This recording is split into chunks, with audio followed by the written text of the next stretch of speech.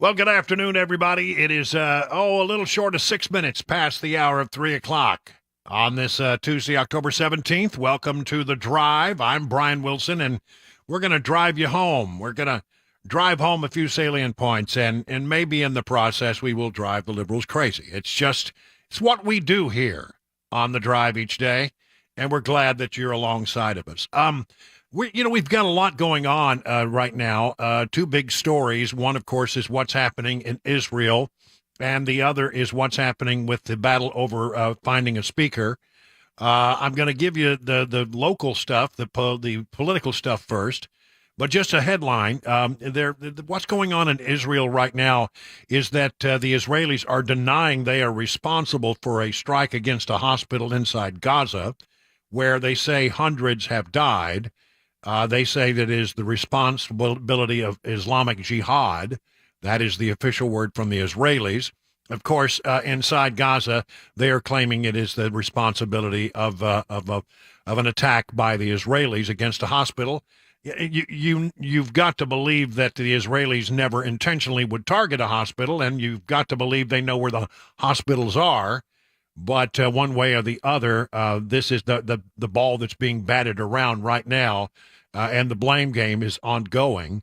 It is going to be some time sorting it out, but I think we will get definitive answers in that there are so many assets in the skies above Israel right now that it should be pretty easy to figure out where that blast came from. Did it come from the outside, or did it originate from within? We'll find that out as we go forward, but a horrible loss of life, according to those inside the Gaza at a hospital where an explosion has taken maybe as many as 500 people to their death. Very sad.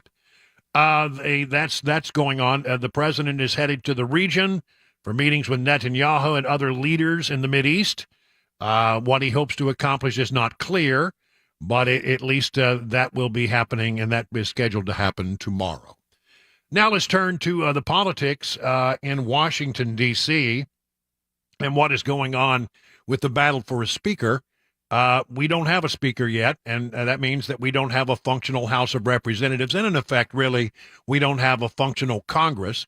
You have to have two functional bodies in a bicameral system. That's what the bi stands for. Stands for two. We have a functioning Senate. We don't have a functioning House, and therefore no legislation will be passed. And tick tock, we've got, about 30 days left until the government runs out of money again. So we got all kinds of things going on. They did try to take a vote today for Jim Jordan as Speaker. He came up short. I'll give you the numbers here in a moment. It started with a nominating speech by Elise Stefanik for Jim Jordan. Conservative leader or representative for his constituents in West Central Ohio, whether on the wrestling mat or in the committee room, Jim Jordan is strategic, scrappy, tough, and principled.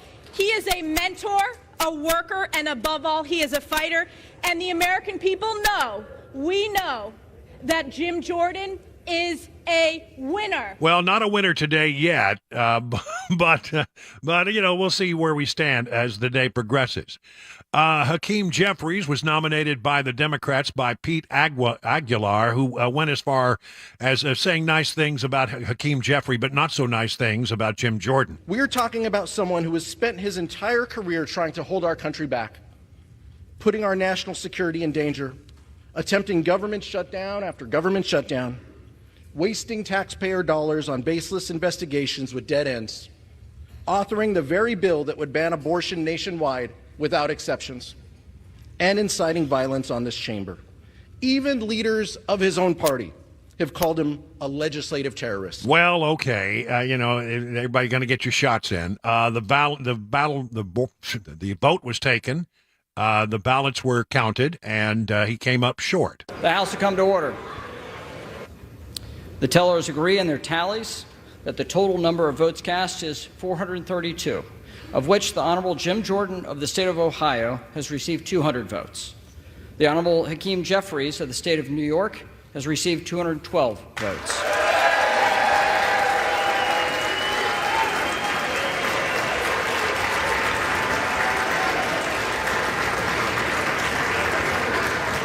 The Honorable Kevin McCarthy of the state of California has received 6 votes. Lee Zeldin of the state of New York has received 3. The Honorable Steve Scalise of the state of Louisiana has received 7. The Honorable Mike Garcia of the state of California has received 1. The Honorable Tom Emmer of the state of Minnesota has received 1. The Honorable Tom Cole of the state of Oklahoma has received 1. The Honorable Thomas Massey of the state of Kentucky has received 1. No person having received a majority of the whole number of votes cast by surname, the Speaker has not been elected. Pursuant to Clause 12A of Rule 1, the Chair declares the House in recess subject to the call of the Chair. And they all filed out. They banged the gavel, and we do not have a Speaker. You had to get to 217 is what we were told. There were 20 votes that Republicans cast for people other than Jim Jordan. So can they get those 20 to turn around? Maybe. A lot of people said that the first round of voting, that they might have to have a protest vote, but in a second round of voting, they would get in line. But we're not sure whether or not he can make up all 20 of those votes or at least 17 of them. We'll see as the afternoon progresses. Right now, they are behind closed doors, as Tennessee's Congressman Tim Burchett put it. I think that'd probably be a good idea. See where everybody is and address some individual concerns. I think that's part of the problem in the past, that individuals weren't heard, and this is where we're at. This is where we're at. So will we get a Speaker of the House today? I think we might.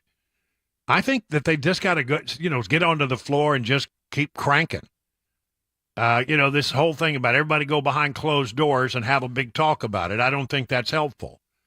Keep people out front, keep them on the record, and keep voting until you come up with a solution. I mean, if it goes 15 rounds, it goes 15 rounds. If it goes 100 rounds, it goes 100 rounds.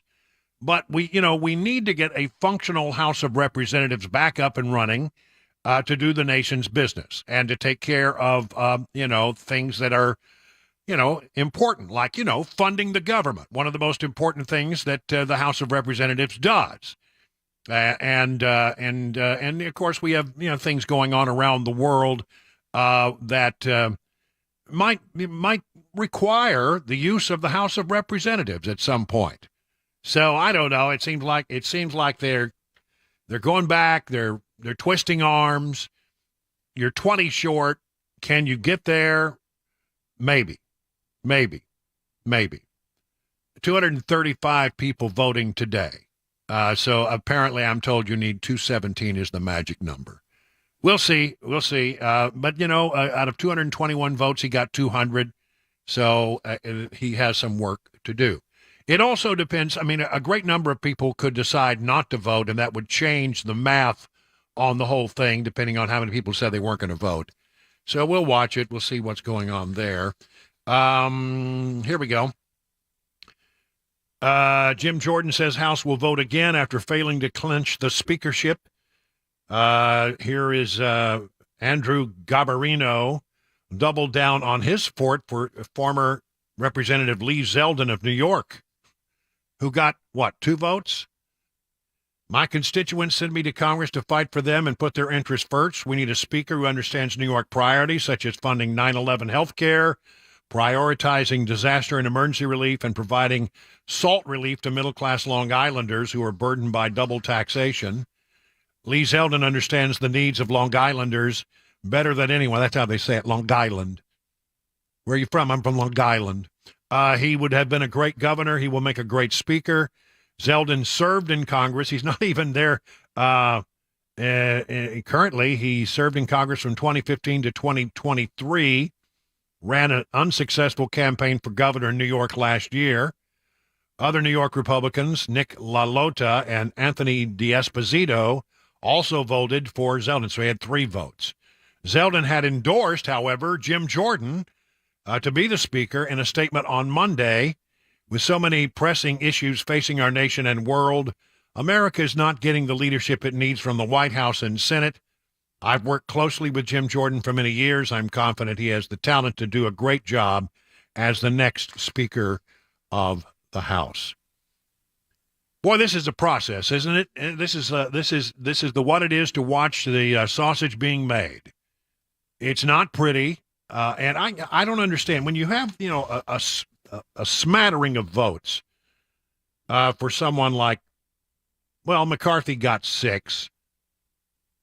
And Zeldin got 3. There's 9 right there. If McCarthy could get those 3 people who voted for him to vote for Jim Jordan, and the whole Zeldin thing, vanishes after the first round, and then you got Scalia coming in with 1 vote. It seems like you could, or I'm sorry, 7 votes. That was the 13 votes of the 20 needed. We're still a little short, but it's going to have to be picking these people off one by one. Matt Gaetz voted for Jordan, and as far as I can tell, all members of the Tennessee delegation also voted for Jim Jordan. I mean, it seems like Jim Jordan's the guy. One thing that has happened here that didn't happen for Scalise is that the longer that Scalise stayed out there as the nominee or the prospective nominee, the worse his numbers got. They started to fall apart almost immediately.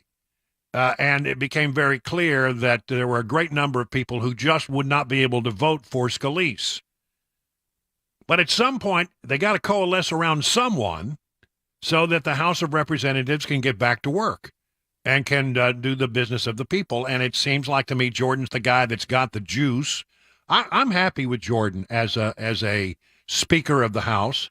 I like his attitude. I like the way he explains things. He's got a very sharp mind, but he will have his work cut out for him in caucus today, trying to convince enough people to come on board. Democrats don't seem inclined to get involved in trying to help out Republicans at all, which is not, you'd sort of expect that. So here we are, another day without a Speaker of the House and a functional House of Representatives, but I think my gut feeling is that before they end the day, that they will be there. They will be there. Well, so at 18 minutes past the hour, that's the status of that whole fight. And we expect that maybe there'll be another vote during this program, and we'll bring you that as it unfolds. Now, 18 minutes past the hour, 3 o'clock on Super Talk 99.7. In just a moment, some interesting numbers about where Tennesseans are with regard to key races in the 2024 matchups. We'll have that coming up in just a moment.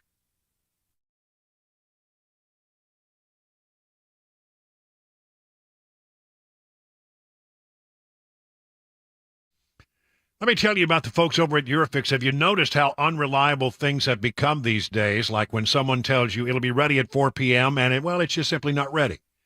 People are tired of that kind of stuff. If you've had it with unreliable vehicle repair shops, well, maybe you should come to Eurofix. Eurofix turns unreliable into reliable, and Eurofix has your vehicle ready when it's supposed to be ready, so you're not standing around waiting. Eurofix, in case you don't know, repairs all European cars with a quality that beats the dealer without dealer pricing. Now, that's because dealer repair shops are designed to pay virtually all of a dealership's overhead, and that is a lot of money. Now, why would you want to pay for that? At Eurofix, reliable means a 3-year nationwide warranty plus a free loaner car with every repair appointment. Make sure you call ahead, as loaner cars are very popular. If you're tired of unreliable repair shops, come to where it is reliable. Eurofix, family-owned for some 24 years. Call 844-EUROFIX or visit myEurofix.com. That's myEurofix.com. Hey everybody, Dan Mattis with Nashville's Morning News on WTN. I'm here at the Nashville Rescue Mission doing the interviews that I look forward to doing every single year. These are incredible stories of people who have had amazing recoveries. Thanks to this amazing facility, they are able to get clean and lead a more productive life. The date of our annual Radiothon is going to be Monday, November 20th. Listen in and please donate. You can get more information at 99.7 WTN, including a link to the website for Nashville's Rescue Mission.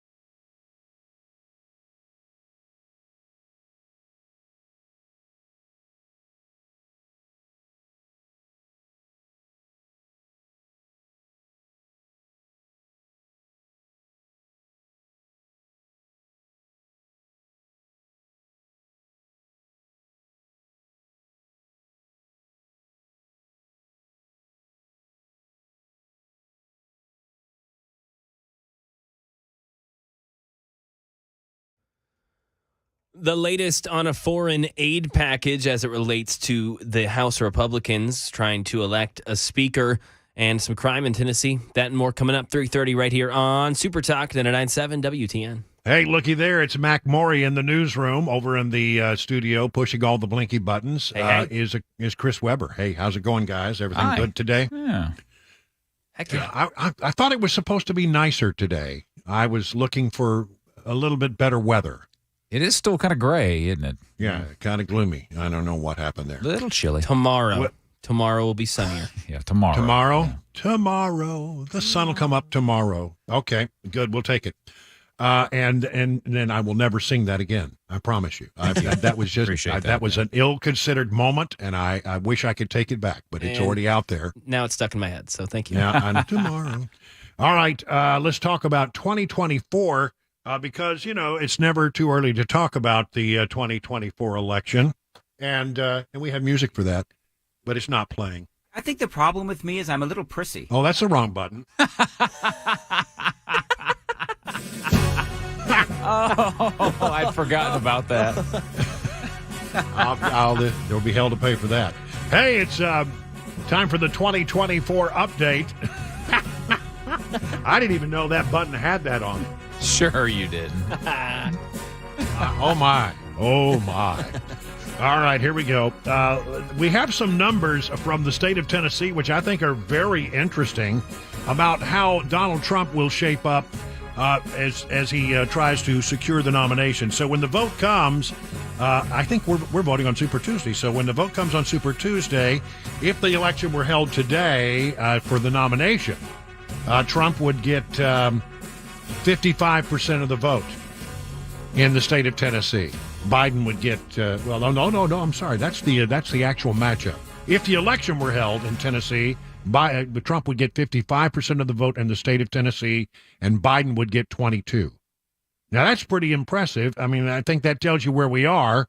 Basically, the Republicans control the state of Tennessee politically by a margin of 2-1 over Democrats. So there you go. And basically, he would win by 33 points in the state of Tennessee.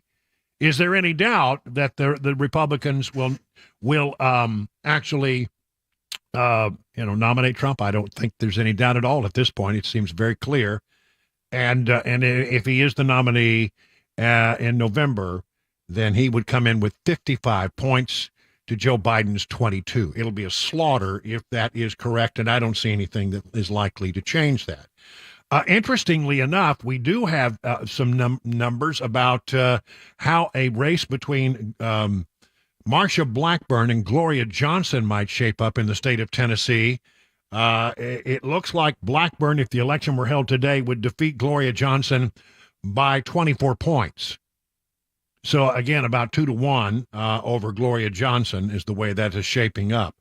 Big numbers there for Trump and Republicans, basically, in the state of Tennessee, where Republicans do control. Here's a bit more about the Marsha Blackburn assessment.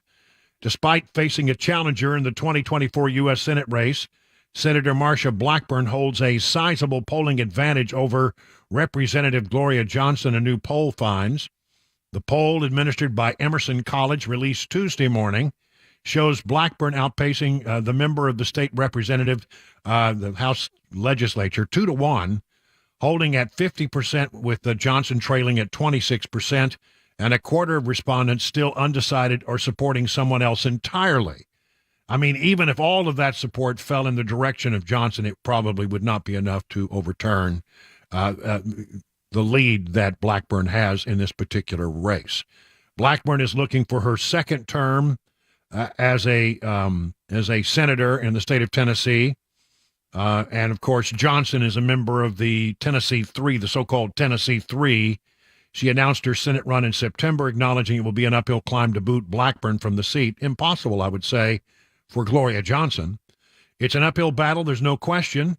But her last rate was about a 10-point difference. If we can get that 10 points, a lot has happened from 5 years ago. For her part, Blackburn told News 2 she's ready to fight. She's defeated Democrat former Governor Phil Bredesen in 2018 for the seat and is already sizing up the field of challengers in 2024. We know that there are 3 that are in the Democrat primary. They're all kind of out on the socialist wing of the primary, not for tax cuts, not for open borders. I mean, they are for open borders, for allowing those that illegally enter the country to vote. I know that one of the opponents has been called the most liberal member of the state house. Democrats are going to have their primary. We're going to run on our record. According to the poll, Blackburn holds the most support among all educational demographics except those with postgraduate degrees. Of those with postgraduate degrees, interesting, Johnson holds a 1-point advantage, 46 to 45. Representative Johnson has the highest support among black Tennessee voters at 56, compared to Blackburn's 11. White voters, meanwhile, show 60% in favor of Blackburn, 19% for Johnson. Some of the internals of that particular poll. As long as we're talking about 2024, I talked about this several days ago, but we had to do sort of a quick hit on it because there was so much breaking news. Democrats keep claiming that Georgia's voter ID law is racist, but courts strike them down. A federal judge has upheld Georgia's Election Integrity Act, marking the second time in a year that a court affirmed the law in the face of Democrat allegations that the state ID requirement is racist. U.S. District Judge J.P. Booley, a Trump appointee for the Northern District of Georgia, last week rejected an effort by the U.S. Justice Department to stop portions of the state's Election Integrity Act, which Georgia passed in 2021. The Department of Justice did not want it to be enforced. The Justice Department had asked the court to stop various portions of the Election Integrity Act from going into effect, including regulations on absentee ballot drop boxes, an ID requirement for absentee ballot applications, and a ban on line warming, which is, to provide food and comfort and water to people who might be standing in line. They wanted all of that to go down. See, what is the Justice Department doing involved in this? And why does the Justice Department think that voter integrity, and ID requirements are and somehow a violation of the law? I mean, why is the Justice Department getting, well, because it's not the Justice Department, it's the Biden Justice Department, and they're going to do this because they can. The Justice Department was joined by multiple plaintiffs, the American Civil Liberties Union, the Southern Poverty Law Center, Delta Sigma Theta Sorority, and the 6th District of, what was the sorority getting involved in? And the 6th District of the American Methodist Episcopal Church. Baptists did not enter the fray, as far as I can tell. The judge said the Justice Department did not demonstrate that it was likely to succeed on the claim that drop-box regulations have a disparate impact on black voters, nor that there is significant proof that black voters wait in lines longer at a meaningfully higher rate than white voters. Today, the court confirmed what we've been saying all along, said Georgia GOP Secretary of State Brad Raffensperger. SB 202 strengthens election integrity while increasing the opportunity for Georgia voters to cast a ballot. See, everybody says, I hear all the time, why aren't we doing something about, shoring up these voter integrity? Well, they are, and they're holding up in court, which is a good thing. It is now 31 minutes past the hour of 3 o'clock on Super Talk 99.7.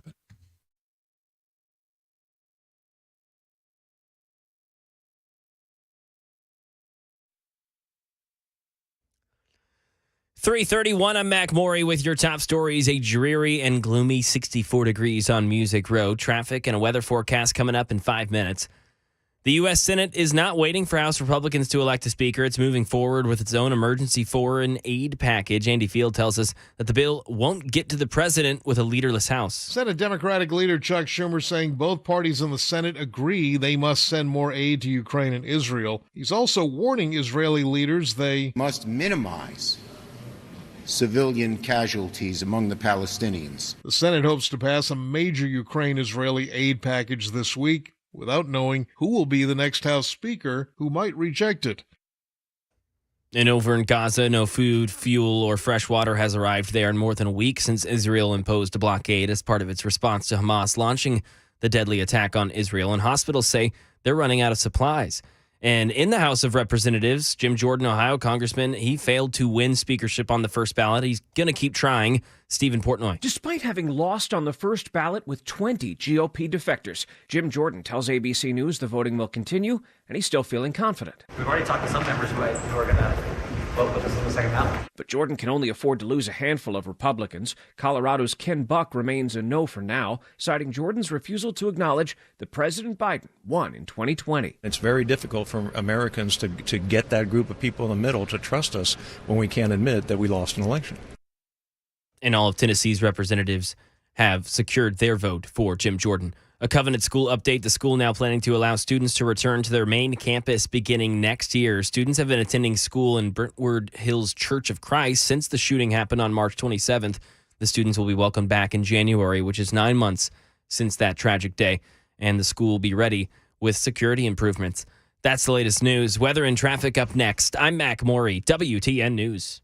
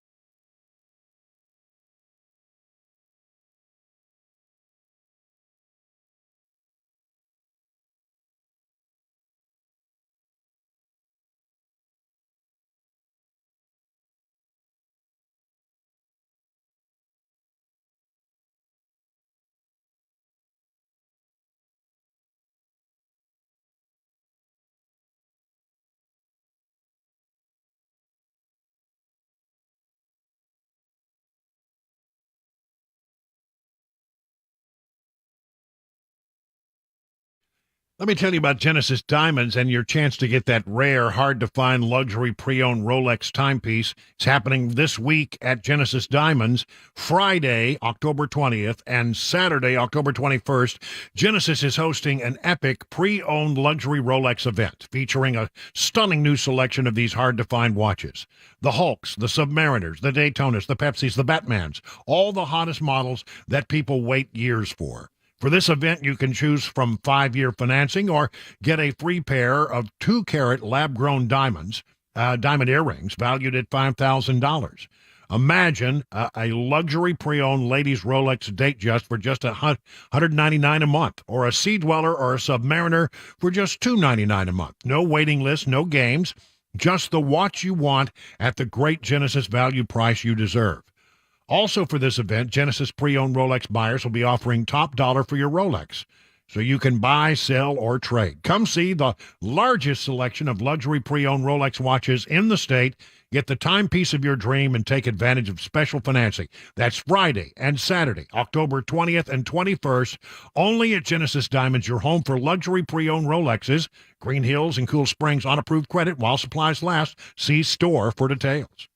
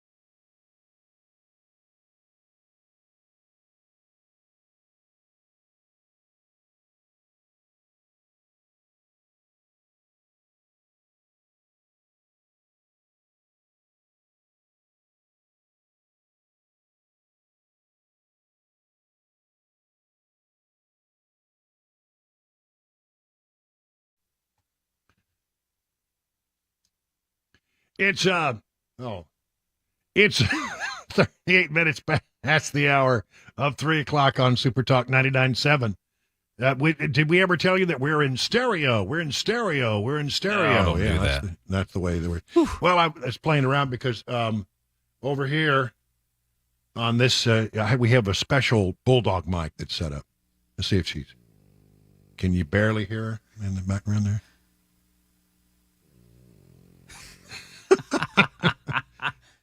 That's what my show does to the Bulldog. Yeah. Puts her right out. On the edge of her seat, she is. Yeah, that's right. She couldn't be more focused on what we're doing. Before I move on, I just had one other story that I wanted to get in about the 2024 numbers. And it really has to do with 2023 numbers because it has been not widely reported that Republicans won a pretty big victory by winning the gubernatorial election in Louisiana. The first time that's happened in the state since 2011, when the state's attorney general, Jeff Landry, beat his Democrat opponent. The victory is more impressive that he won over 50% of the vote and managed to avoid a runoff. And so that's pretty cool. According to a report from the Daily Caller, Landry was backed by former President Donald Trump and will succeed Democrat Governor John Bel Edwards, who did not seek re-election due to term limits. Landry avoided a runover under Louisiana's jungle primary system by receiving more than half the votes. But it really, the story here is that Donald Trump endorsed him and he won big time. It's typical in Louisiana that there is always a runoff. The last time a runoff did not occur was when Republican Governor Bobby Jindal was elected in 2007 and reelected in 2011. So there you have it. In the state of Louisiana, a big win for Republicans.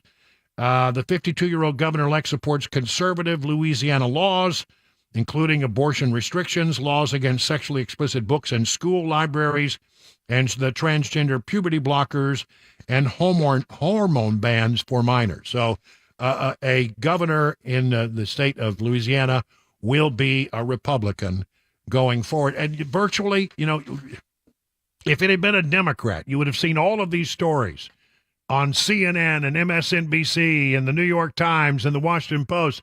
Oh, well, this is a bellwether election for, tell us what's going to happen in 2024. But they're not saying that, are they? Isn't that interesting? If it had been a Democrat win, you would have heard nothing but this being reported. But as it turns out, a little bit of good news for our team, okay? All right. Want to move on to news about what's happening on the border. But we keep saying that, every town in America is basically a border town right now because the people are coming across the border are finding their ways to the city all across the country.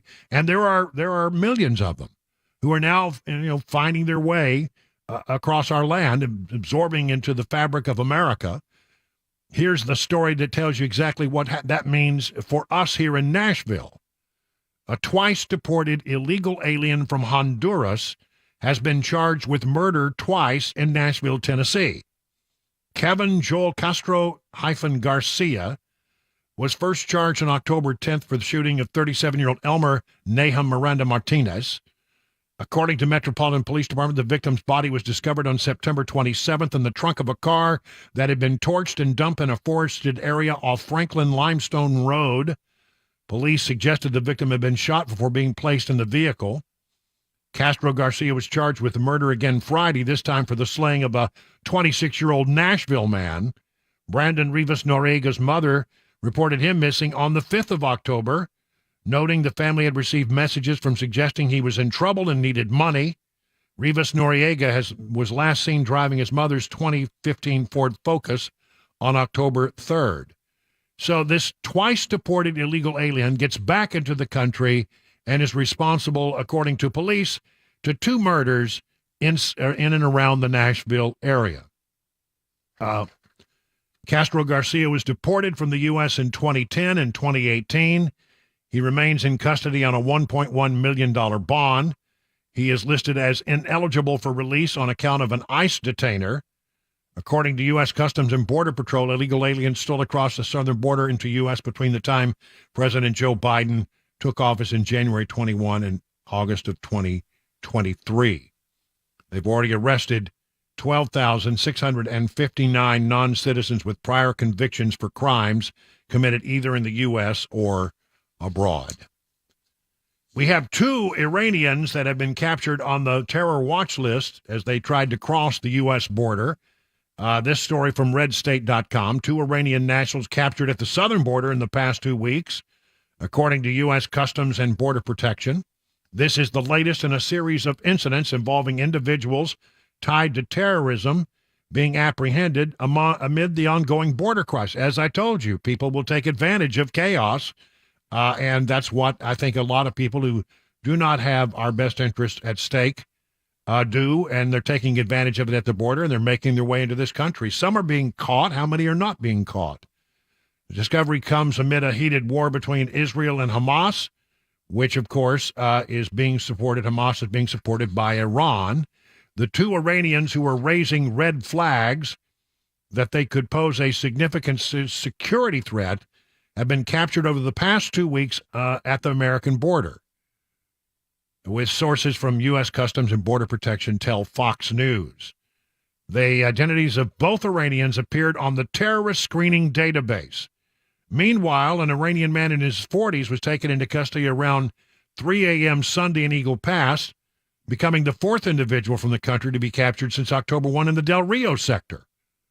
In fiscal year 2023, which began at the first of this month, there were 151 hits on the terrorist database through the period ending on August 31. So, in other words, in fiscal year 23, which ended at October 1, a total of 150 people were encountered who are on the terrorist watch list. That figure, get this, this is the thing that makes that all come clear. The figure is more than the total of the previous 6 fiscal years combined. So in 1 year, we had more people trying to get into this country who happened to be on the terrorist watch list than tried to get into the country in the previous 6 years. Does that not tell you that somebody is trying to take advantage of chaos on the border? In the first 2 weeks of the fiscal year, the Border Patrol sources tell Fox News agents have apprehended more than 30 Iranians, nearly 60 Syrians, 35 Pakistanis, more than 100 Russians, 285 Afghans, and for reasons that are not clear to me but very concerning, nearly 2,000 Chinese immigrants have been met at the southern border. The Homeland Security Department warned in its 2024 Homeland Threat Assessment that an increased number of people on the U.S. terrorist watch list are being encountered on the border, and also noted that terrorist and criminal actors may exploit the elevated flow and increasingly complex security environment to enter the United States. FBI Director Christopher Wray acknowledged the threat, urging Americans to remain vigilant. Well, there you go. Yeah, don't worry. Yeah, you know, there may be a few terrorists who are slipping through the cracks and getting into America, but you just remain vigilant and it'll all be okay. Vigilant, you know what. And then, if that weren't enough to make you angry, ladies and gentlemen, honestly, if you're driving your car right now, you know, and you are susceptible to getting angry at things that I tell you sometimes, these next 2 stories are going to send you over the edge. I'm just giving you fair warning, okay? So deep cleansing breaths and see if we can get through this. The Biden administration plans to give 5.7 million migrants free medical and housing.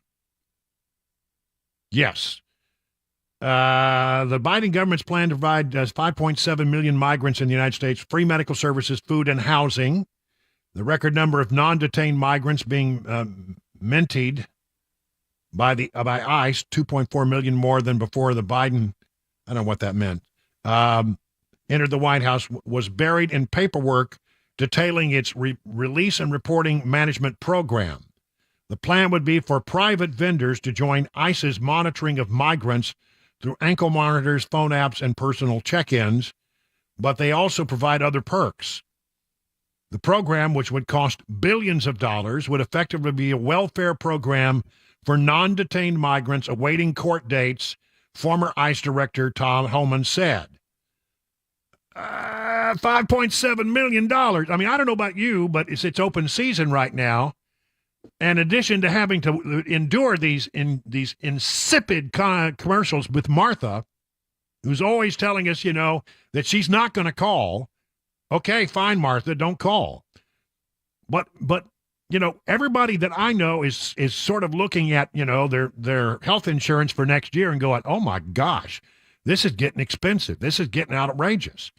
And yet here, if you come to this country, they will give you free medical care, they'll give you housing, and they'll provide you with food and shelter. This makes me angry. This makes me really, really angry. And it's 5.7 million migrants we're talking about here. 5.7 million migrants who are awaiting some kind of court hearing. Just out of curiosity, how long do you think it's going to take to have a court hearing for 5.7 million people? I mean, not in our lifetimes, probably. More. This is going to make you angry, too. Chicago is giving $9,000 to illegal migrants to assist with temporary housing after already paying out a staggering $7.2 million for staffing shelters in 1 week. The city now faces enormous pressure, with over 11,000 migrants in shelter and 4,000 staying in police stations. And the O'Hare International Airport. You need to go to O'Hare? No, not really. Now the state of Illinois is helping to cover those for temporary housing by including $9,000 in housing and rental assistance for 6 months. Do you think it'll just really be for 6 months? No, I don't think it will be. The city has allocated $4 million already to help migrants find temporary housing, while the state contributed a further $38 million. I mean, it is a sanctuary state, and it is a sanctuary city, but, I mean, I'm telling you, it's not bad to be an illegal migrant coming into this country if you can get your medical and your housing covered, and then the city of Chicago will write you a check for $9,000. Maybe I'll go down to the border and try to come across and become an illegal migrant. Now, can I do that? I'll claim that I'm from, Venezuela. Come through, no habla inglés. Next thing you know, they're paying for my health care, they're paying for my housing, they're paying for my food, and they're cutting me a check if I go to Chicago for $9,000. Not a bad life. And in the meanwhile, you and I, we suffer and we struggle and we try to pay our bills, and all we get is a tax bill at the end of the year. Come on, pay up your taxes. We got to give money to the migrants. It is 52 minutes past the hour of 3 o'clock on Super Talk 99.7.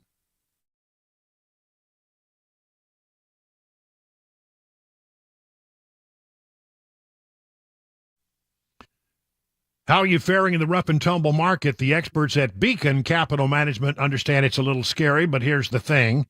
Beacon Capital Management has a plan to assess where you are and help you make any mid-course corrections that might be needed.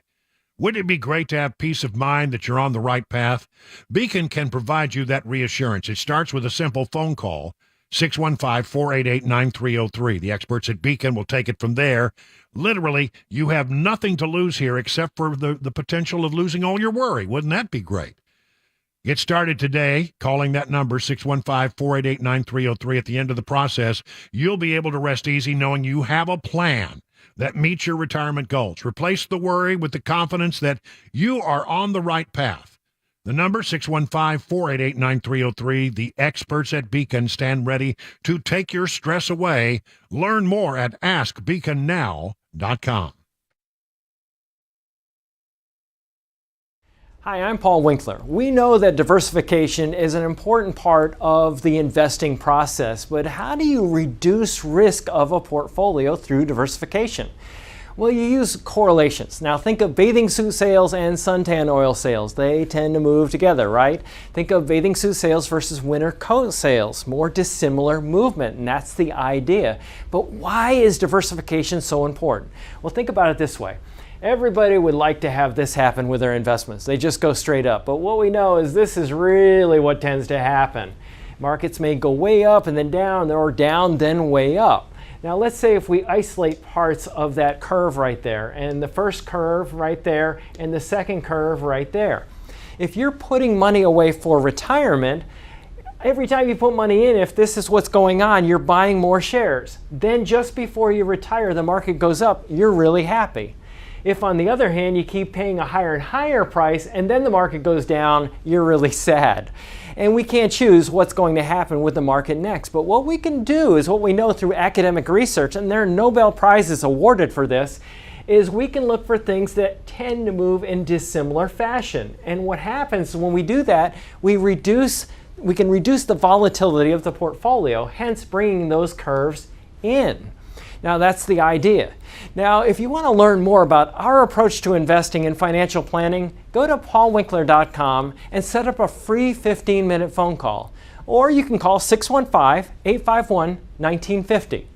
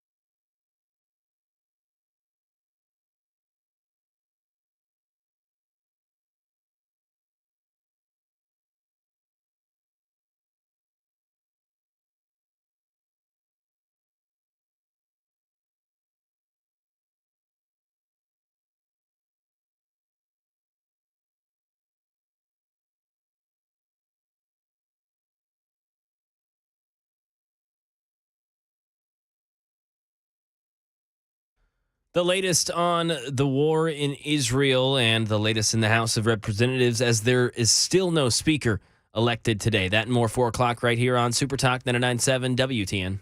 All right, let's take a look at the markets. Dow Jones Industrial up 13, S&P down less than $1, NASDAQ down slightly. So little change on the market indices as the Treasury yields do pop, however. For more on what's going on with the economy and what's driving these markets, let's check in with John Maxon over at Beacon Capital Management. Hello, John. Hey, Brian. Yeah, the market was kind of all over the place. It started with a really healthy retail report that showed that a consumer that we have out there is still spending money. Retail sales came in at 0.7 against an expectation of 0.3.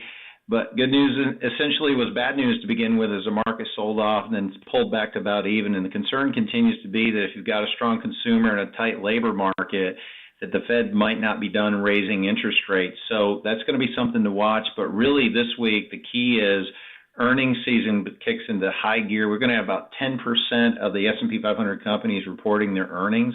So expectations are high. We'll have to see how that continues again, along with what's happening in the Middle East in crude oil. All right, thank you very much. Learn more about all the things they can do to help you plan for your retirement over at Beacon Capital Management. Just go to their website, askbeaconnow.com.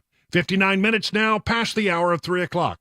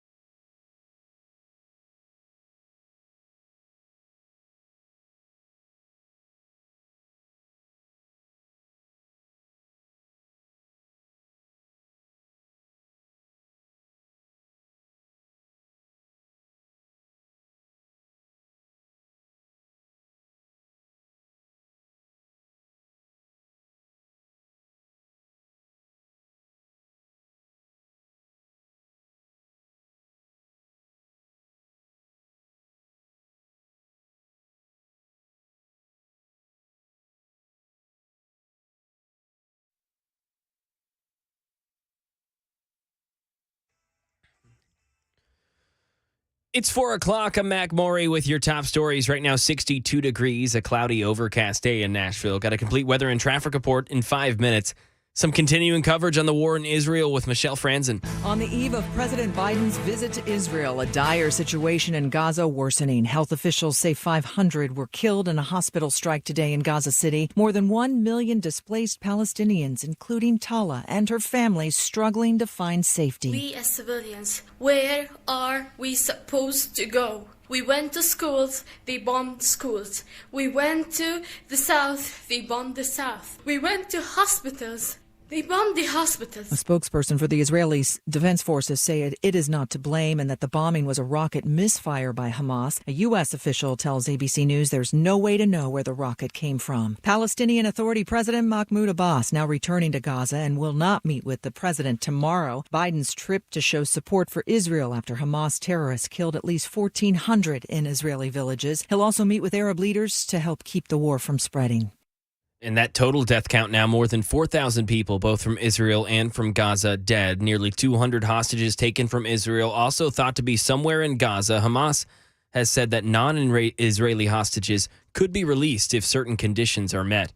And right now in the nation's capital, in the House of Representatives, Ohio Congressman Jim Jordan failed to win the speakership on the first ballot this afternoon, but he's going to keep trying. Stephen Portnoy. Despite having lost on the first ballot with 20 GOP defectors, Jim Jordan tells ABC News the voting will continue, and he's still feeling confident. We've already talked to some members who are going to vote with us in the second ballot. But Jordan can only afford to lose a handful of Republicans. Colorado's Ken Buck remains a no for now, citing Jordan's refusal to acknowledge that President Biden won in 2020. It's very difficult for Americans to get that group of people in the middle to trust us when we can't admit that we lost an election. And another vote on the floor is expected to take place tonight. And right now in Tennessee, News 2 reports that a scholarship search platform, Scholaroo, ranked the safest states for high school students in the nation. Tennessee did not fare well. There were a number of factors that went into the rankings, including the percentage of students that carried a weapon onto school property. And as far as school shootings go, Tennessee ranked 44th in bullying. Tennessee ranked 34th in cyberbullying, 41st. Tennessee was above average, though, in when it came to percentage of students feeling safe, 29th overall. And Tennessee was the 44th ranked state when it came to overall high school safety. That is the latest news. Traffic and weather next. I'm Mac Maury, WTN News.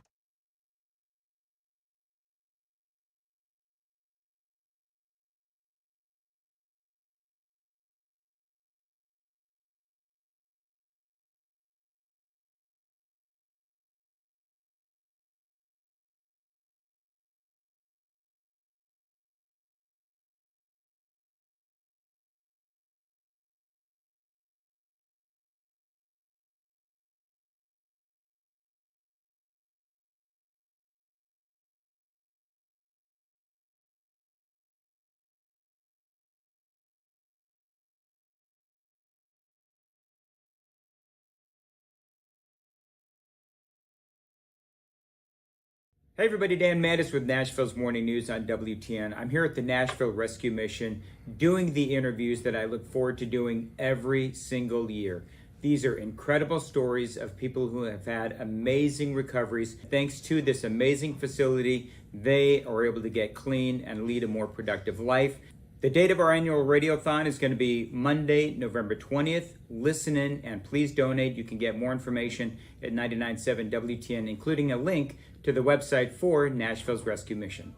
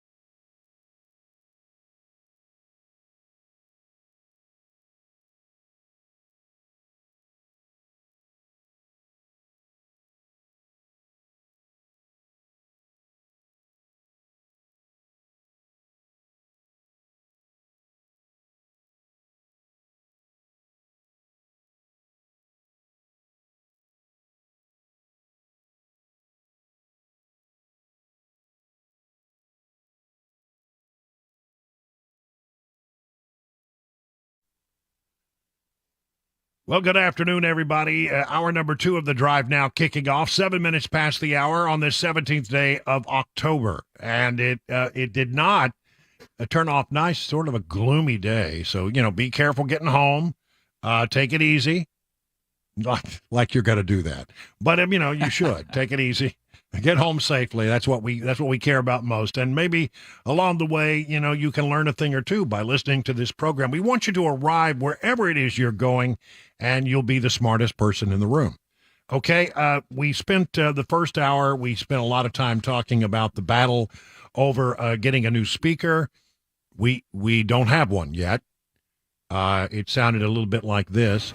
No person having received a majority of the whole number of votes cast by surname, the speaker has not been elected. So Jim Jordan had about 200 votes, and he needs about 217. By some accounts, he is 20 short. I don't know where that math comes from, but it would be nice for him to get to 217. That's where I think we're going to be today when it comes to the number needed to become Speaker of the House. It changes somewhat depending on whether, there are vacancies or people are out sick, that kind of stuff. But we think 217 is the number, and he's short. He's also doesn't have the numbers. See what you did there. Yeah, he's not a very tall guy. I saw a picture of him standing and talking to somebody, and I went, wow. Either that guy that he's talking to is really, really tall, or Jim Jordan is not very tall. I don't remember. I don't remember him being particularly short when I saw him in person. But you're looking it up? Yeah, I'm looking it up. See if it's online anywhere. It doesn't really say. Here is a question for the internet. 5'7". Well, then he's not very tall. Oh, wait a minute now. Oh, this has got to be a fake picture. Yeah, Jim Jordan lists his height at 5'7" to 6 foot. Well, wait a minute now. How do you're either 5'7" or 6 foot? I don't know. There's a picture. I'm looking at a picture here with him standing next to Matt Gaetz, and he's much shorter than Matt Gaetz. Yeah, but I don't know if Gaetz this is an actual, a real picture. Matt Gaetz is, fairly tall guy. So anyway, it's not worth having a discussion about it. His relative height is not important to whether or not he can do the job. But he came up short today. Sorry, I did it again. And he doesn't have the votes he needs, and they're hopefully going to go back on the floor here in a bit and try it again. So we'll keep you. We're watching that, and if there are developments, we will bring them to you. In the meantime, we need to spend some time talking about what's going on with regard to Israel and Gaza and the whole situation there. Israel has, according to many reports, not gone in with a full land offensive, a ground offensive, but there's a big fight going on over an incident involving a hospital that was blown up. Now, here's what I want to tell you. The Palestinians say it was Israel. Israel say, no, it wasn't us. It was an errant Hamas missile that misfired, and they are responsible for it. It is one of these things. It's really impossible unless you were there and witnessed it to know exactly what happened. And it would not be beyond Hamas's strategy to try to inflame regional tensions over this matter in an attempt to widen the war. They want the war to be widened. And Israel is warning, people like, in Lebanon and in Jordan and Syria, stay out of this. And if they don't want to have to fight a war on two fronts, although they have a lot of resources up along the Lebanon border trying to make sure that Hezbollah does not come in to join Hamas in the fray. Our president is on his way, or will be on his way, to Israel for meetings with Netanyahu tomorrow, and we'll also meet with other regional leaders. The idea, apparently, is to try to get everybody else to stay out of it. That this is between Hamas and Israel, and do not cross that border, do not widen this war. It seems that what our Pentagon is saying is that our military assets that in the region would not get involved unless there was a widening of the war and it became necessary for U.S. military to get involved in a way to stop the war from widening, and that would be basically, the real concern is Jordan and Lebanon, maybe Iran coming in. If any of those things happen, then the sense I'm getting is that the United States military might get involved. Otherwise, 2,000 soldiers have been identified, told to be ready to deploy, and they will be going to Israel if needed to back up in support roles, but not to be infantry, not to do any actual fighting. They'll just be there in a support mode. At least that's what we are told by the Pentagon. So here's the latest from FoxNews.com and their take on it. The top priority for the discussions that Biden has with Netanyahu has to be the hostages. We have maybe as many, I think the number is now 14 hostages that may be Americans, although that number seems to be fluid, changes regularly as we get more intelligence. Nearly every U.S. senator has joined together to back a resolution supporting Israel amid the ongoing war with Hamas. Senator Jim Reich, an Idaho Republican, who serves as the ranking member of the Senate Foreign Relations Committee, co-led the bipartisan resolution. And on the other side, it was Democrat Ben Cardin of Maryland My prayers are with the Israelis, Americans, and others who have been killed or injured. The bipartisan resolution reaffirms Congress's unwavering support for Israel and signals our intention to speed up additional assistance as quickly as possible. That would, of course, require a functioning House of Representatives, which at the moment we still don't have. The resolution says that Hamas, which received support from Iran, was responsible for the unprecedented attack. I think that's very clear. The Senate stands with Israel as it defends itself, including Israeli efforts to diminish the threat posed by Hamas. Israeli war. 63 Democrats have demanded that President Biden take a stronger stance. This is from the Washington Examiner. Over 60 House Republicans joined, 60 House Democrats joined Republicans to call on President Joe Biden to take a stronger stance against Iran as the war between Israel and Hamas continues. Iran must be fully held accountable for its continued role in funding Hamas and Islamic terror. So this is that you have 60 Democrats, and it looks like all Republicans, 50 Republicans, and all told 63 Democrats. I assume some from the House. Yes, representatives have also joined this letter. Americans still continue to support Israel, but do not like how the president is performing in this regard. This from ABC News. A plurality of Americans back what the United States is doing to support Israel in the war against the Islamic militant group Hamas, and an additional 29% believe the country should be doing even more. Still, a majority of the public disapproves of President Joe Biden's handling of the conflict, as well as a range of other issues, according to a new ABC News poll, a warning sign for the president as he launches his bid for re-election. And they go through to give some numbers about where things are with the death tolls, etc. 49% of Americans say the United States is doing about the right amount to support Israel in its war with Hamas. 29% say the U.S. is actually doing not enough. 18% believe that the U.S. is doing too much. Republicans are much more likely to say the U.S. is doing too little to support Israel. 50% of Republicans say this compared to only 12% of the Democrats, 26% of independents. Most Democrats and independents think the United States is doing just about the right amount. So Democrats, independents, they feel like he's doing just right. 50% of Republicans say he needs to do more. These views differ from another major international conflict going on now, which is Ukraine. In this case, only 1 in 3 Americans say the U.S. is doing too much to support Ukraine.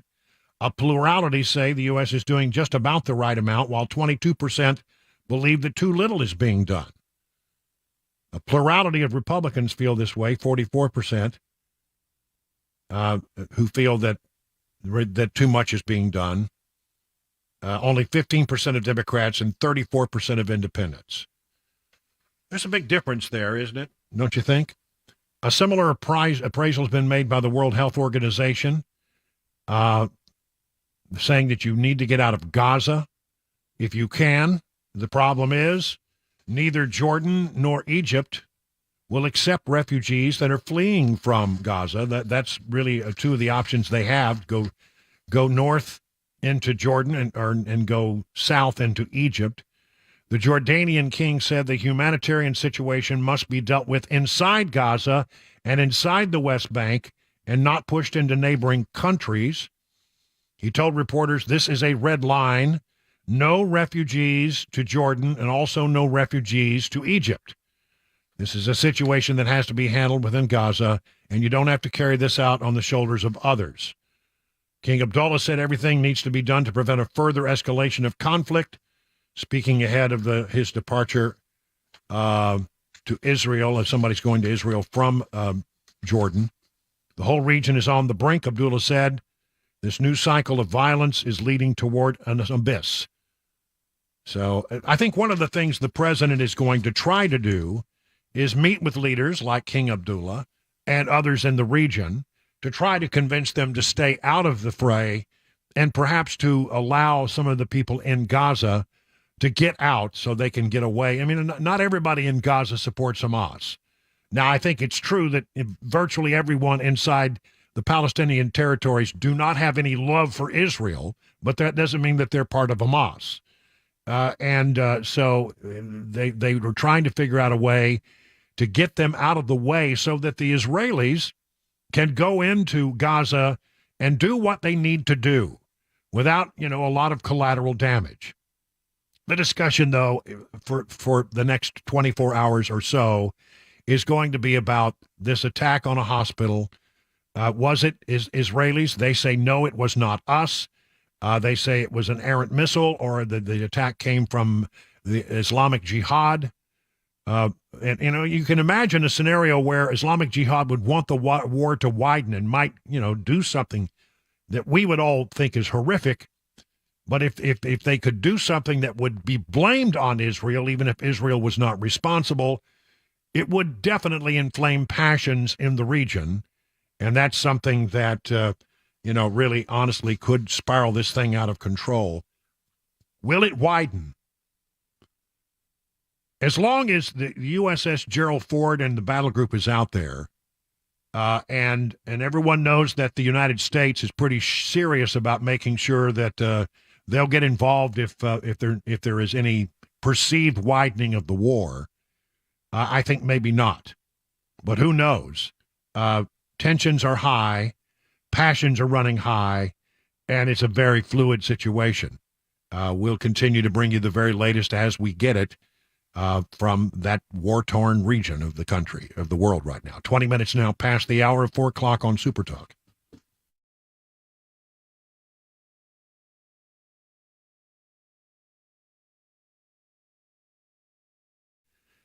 All right, so, it got cold last night, and you need to make sure that your heater is working. If your heater is not working, and you need to call the folks over at Busy Bee, here's the number, 615-775-7833. The folks at Busy Bee, they'll buzz right over to your hive and get you up and running. I mean, I've had times where that's happened, and I needed to call them, and hey, come quickly. Get to you and get you back up and running as soon as is possible. You might want to become a member of the Beehive Club. You see, if you're a member of the Beehive Club, this is how you avoid, having your system go down. It's called preventative maintenance. What a great concept that is.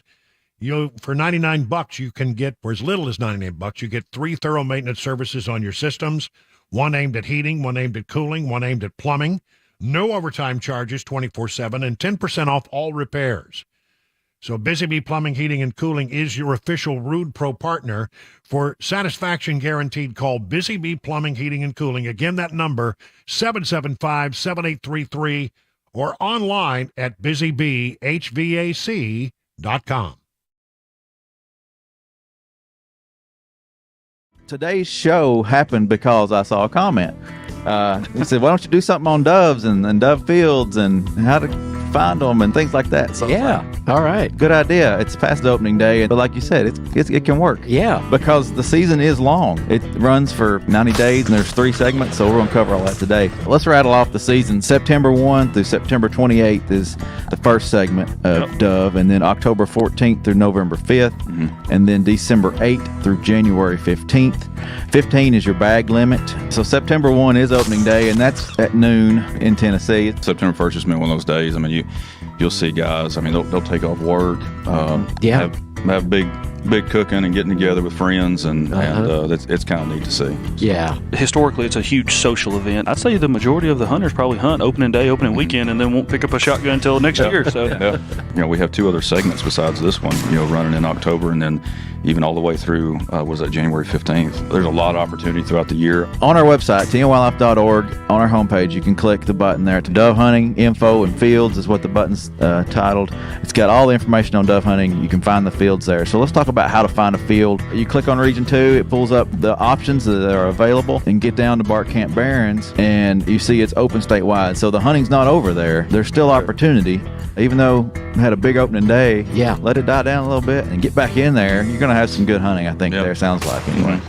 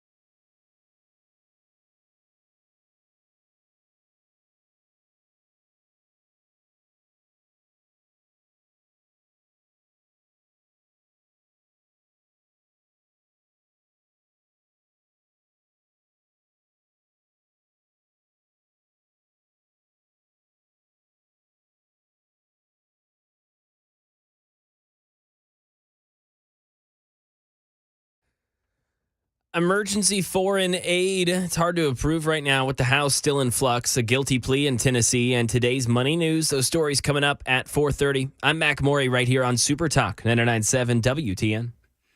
If you've been a longtime listener to this program, you know that I've had some concerns about the Biden administration and their push to drive us all into electric cars and to walk away from our internal combustion engines. While the idea of an electric car sounds good, in practicality, they really haven't performed as well as you might expect, and they certainly have not performed well in the marketplace, where a lot of people have decided, I'm not going to do that. I'm not going to buy an electric truck. I'm not going to buy an electric car because it doesn't really meet my needs at the moment. I need something that can go a longer distance. You worry about what would happen if, for example, if you put additional stress on the grid. What would happen if, for example, you get to a position where electricity becomes a lot harder to come by because so many people are charging their car at night that maybe the government would say, we're not going to let you charge your car tonight. A lot of things are concerning to people about electric vehicles. And I've been telling you that there have been some signs from the Ford and GM and others that maybe they're rethinking their rapid rush toward electric vehicles. Witness this from the Wall Street Journal. GM delays the opening of an electric truck factory amid cooling EV demand.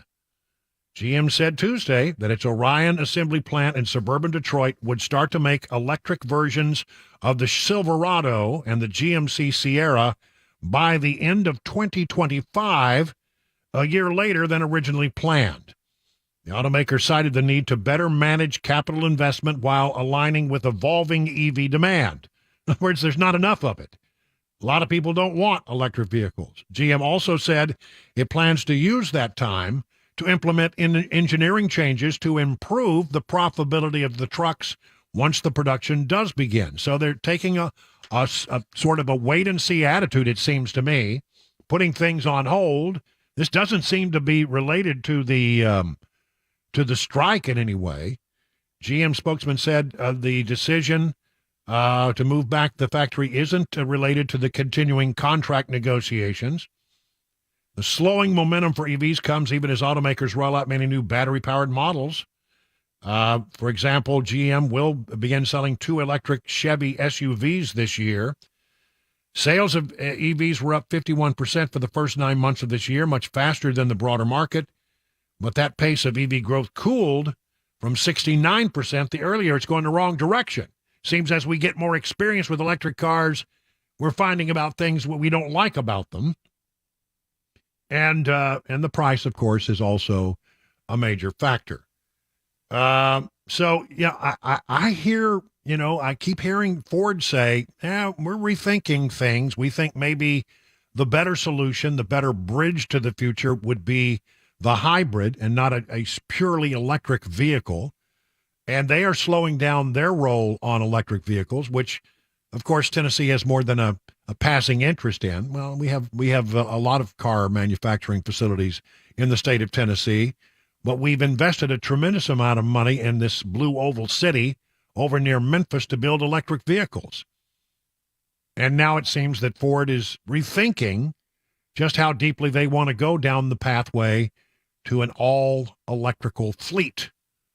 Seems like everybody's just taking a pause now on that. Meanwhile, very quickly, we don't have as much oil in the Strategic Petroleum Reserve as we need for the future. The administration has not been filling it up after they sort of drained it about halfway down. By some accounts, we would have less than a month of oil inside the reserve if we needed to tap it for an emergency. And the low SPR levels leaves the U.S. in a position of relying on Saudi and others to share capacity and ramp up supply if there was a need for that. I don't know why we allowed him to do that. I mean, I do understand that he was trying to, help the Democrats in the midterm elections by keeping gas prices artificially low. I get that. But at that cost, we've raped the Strategic Petroleum Reserve to the point where we don't really have enough to go very far should we actually need it. And there's no plan at this point with $90 a barrel oil to refill it. 30 minutes now, past the hour of 4 o'clock.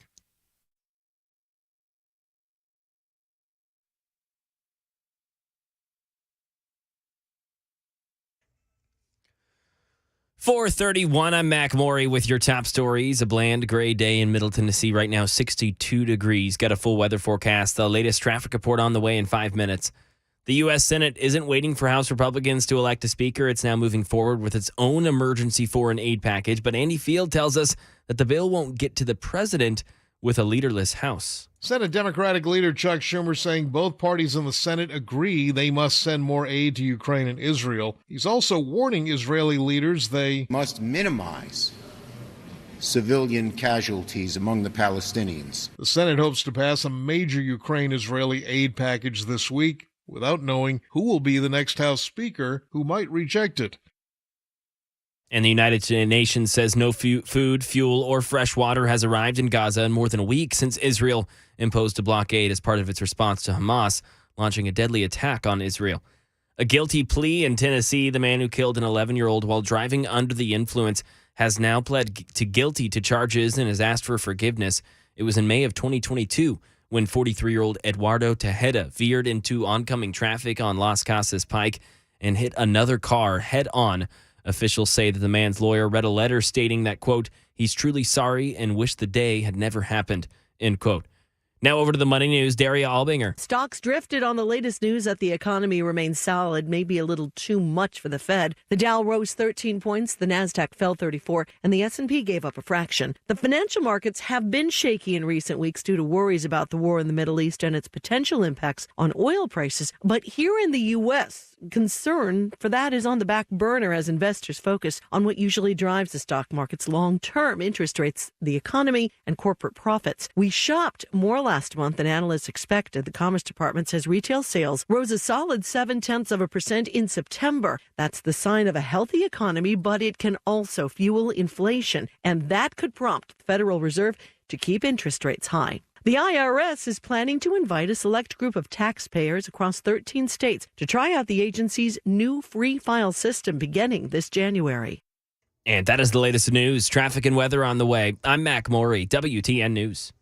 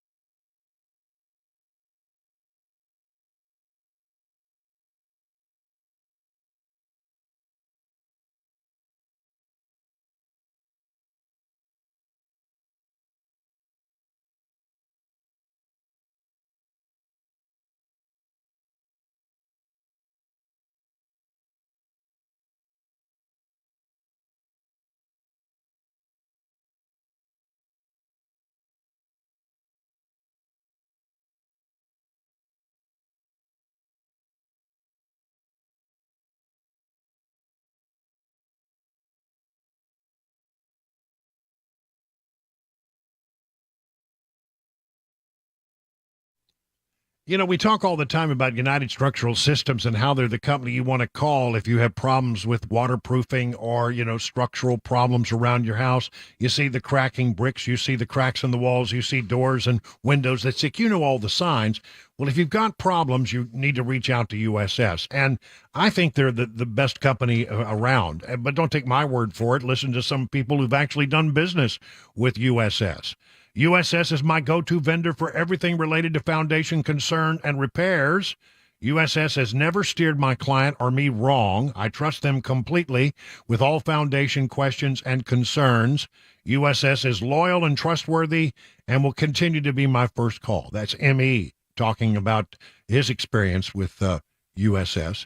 The crew that worked on our house was top-notch. I appreciate the integrity, speed of feedback, the quality of work provided by all who have worked for us. That's Chris K. Mark says, my project manager at USS is a huge benefit for all. He has so much experience, really made me feel comfortable. He knew right the repair plan should be. He compared to other quotes, I went with USS because the crew did the job on time. They were efficient. I could tell they wanted the job to be right, not just done. That's sort of some good examples of what people have to say. So listen, if you have a problem with your house, don't waste any time. Call the folks at USS. They'll come out and they'll assess your situation. They'll give you their best advice. And if you can go forward, if you decide to go forward, you won't pay a penny until the job is done and you're completely satisfied. USS serving Middle Tennessee, Southern Kentucky, Western Kentucky, Northern Alabama.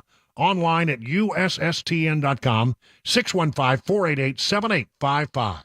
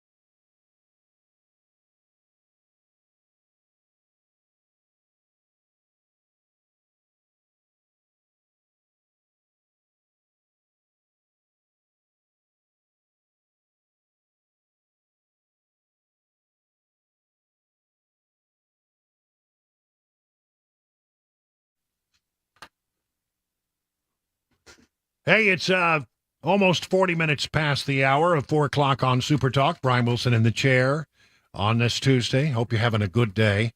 Want to get through some Tennessee news, stuff that happens in and around Nashville in our Middle Tennessee area, things that I think you might be interested in. You're probably not going to hear a lot about.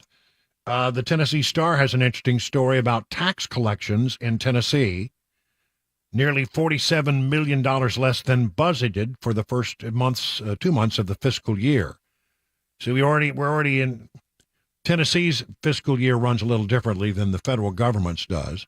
We're 2 months in, and we're $7.4 million shy of reaching our budget estimates for tax and fee collections in September, putting the state right now about 46.9, or let's call it $47 million below its budget for the first 2 months of the fiscal year. Now, they're watching it closely. They say that if they need to pull back on state spending, they will, but they like to look at what happens during the holidays when a lot of people spend money.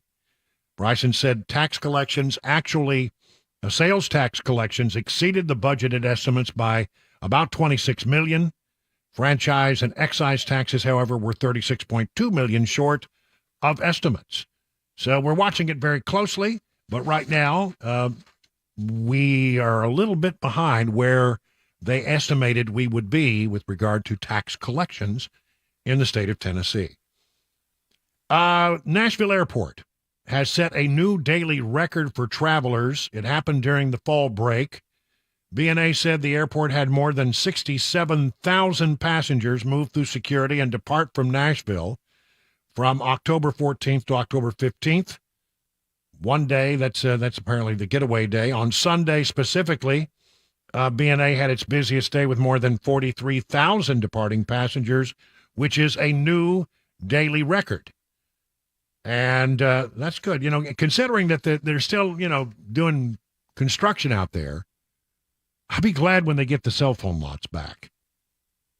Yeah, that's a big pain point for a lot of people, I hear. It is absolutely, it's a nightmare. And it means that, what happens is nobody wants to park like 6 miles away to be in a cell phone lot.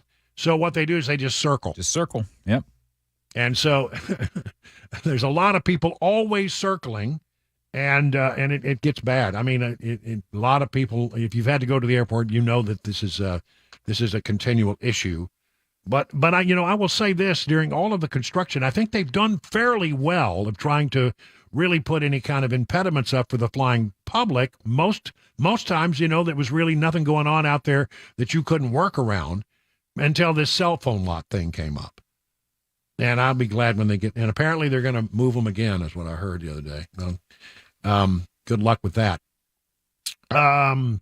If you want to build in Nashville, can the airport authority say no? That's a good question. That the airport authority sent a letter to Nashville's codes office earlier this year involving an area that covers almost half of Davidson County. It was sent just days before the new law establishing the new airport authority went into effect, giving state officials control over the majority of the seats on the airport authority board.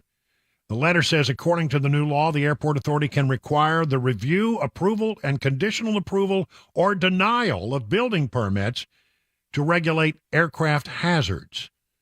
According to the map, the airport authority included it would control over the vast majority of homes in Nashville, not just the areas in and around B&A.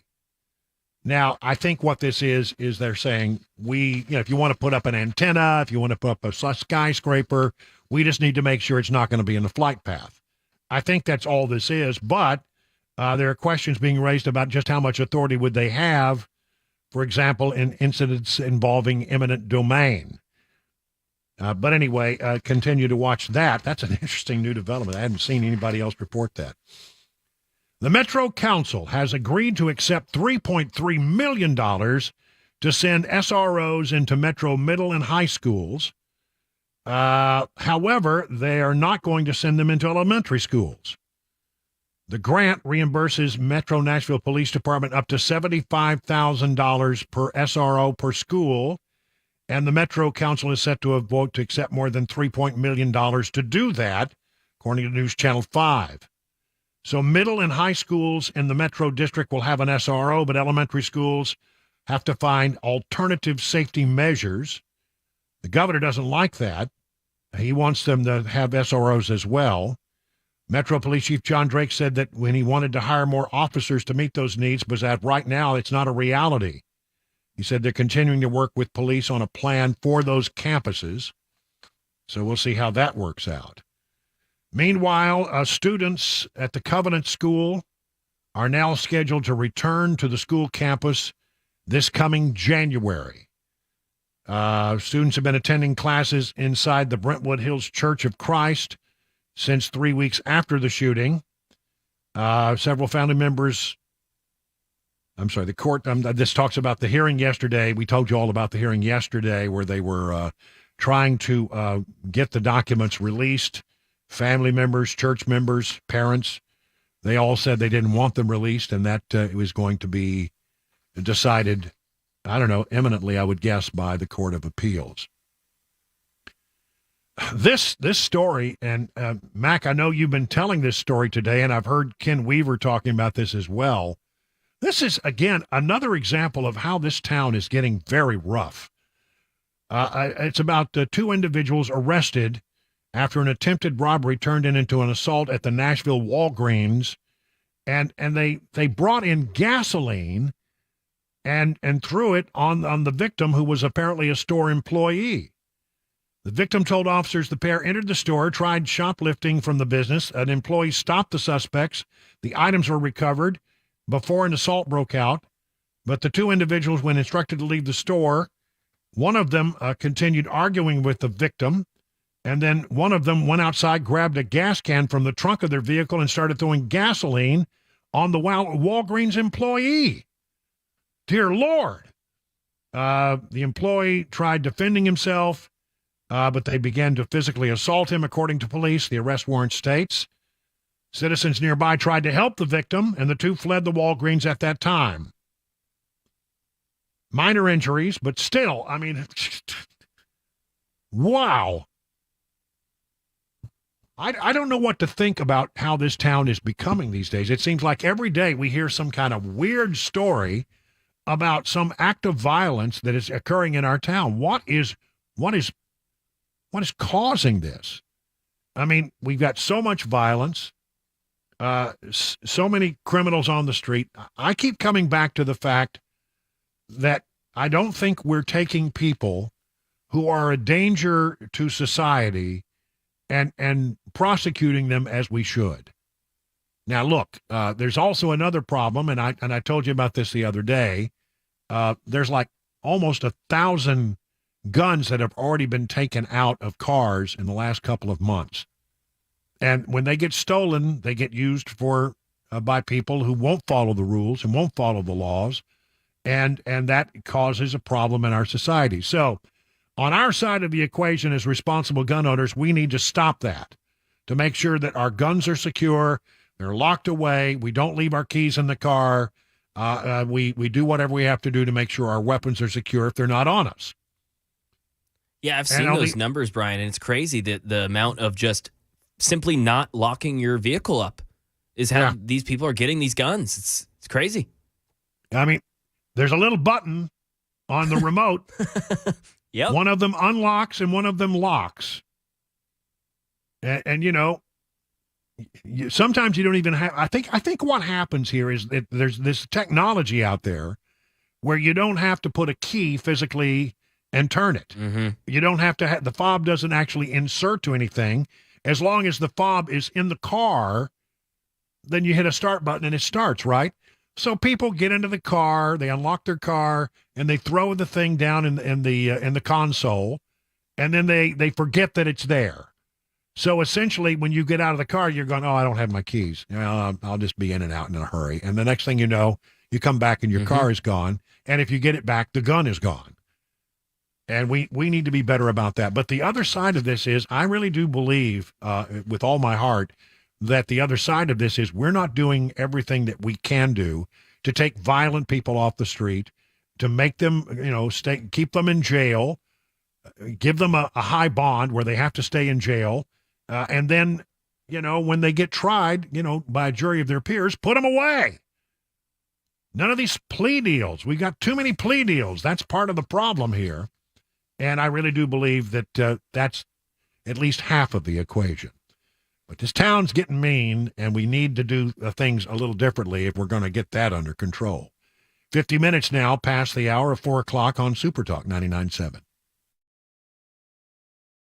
Hi, I'm Paul Winkler. We know that diversification is an important part of the investing process, but how do you reduce risk of a portfolio through diversification? Well, you use correlations. Now think of bathing suit sales and suntan oil sales. They tend to move together, right? Think of bathing suit sales versus winter coat sales. More dissimilar movement, and that's the idea. But why is diversification so important? Well, think about it this way. Everybody would like to have this happen with their investments. They just go straight up. But what we know is this is really what tends to happen. Markets may go way up and then down, or down, then way up. Now let's say if we isolate parts of that curve right there, and the first curve right there, and the second curve right there.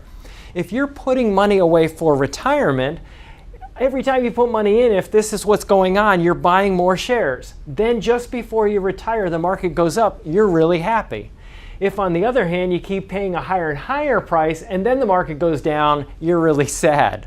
And we can't choose what's going to happen with the market next. But what we can do is what we know through academic research, and there are Nobel Prizes awarded for this, is we can look for things that tend to move in dissimilar fashion. And what happens when we do that, we can reduce the volatility of the portfolio, hence bringing those curves in.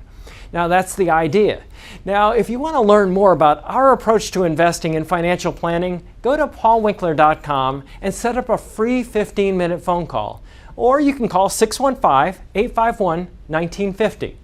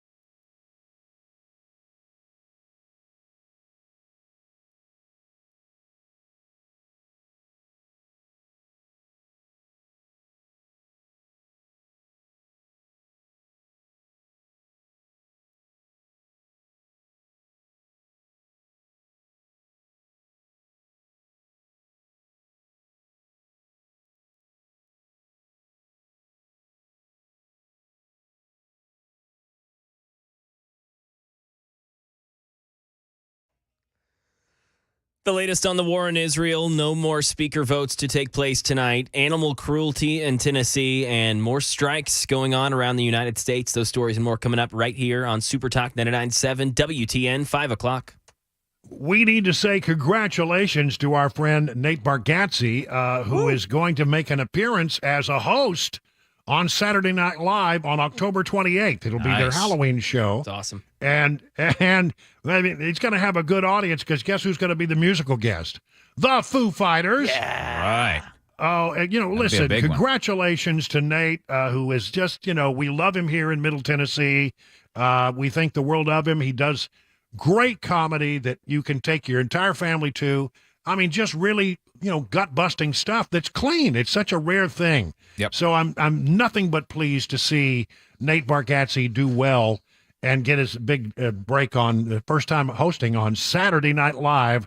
Mark your calendar. That's October 28th. It'll be, I think as far as I'm concerned, I'll be in front of the TV. I absolutely promise you that. Coming up, an update on where we are with the efforts to get a new speaker. It's 58 minutes now past the hour of 4 o'clock on Super Talk.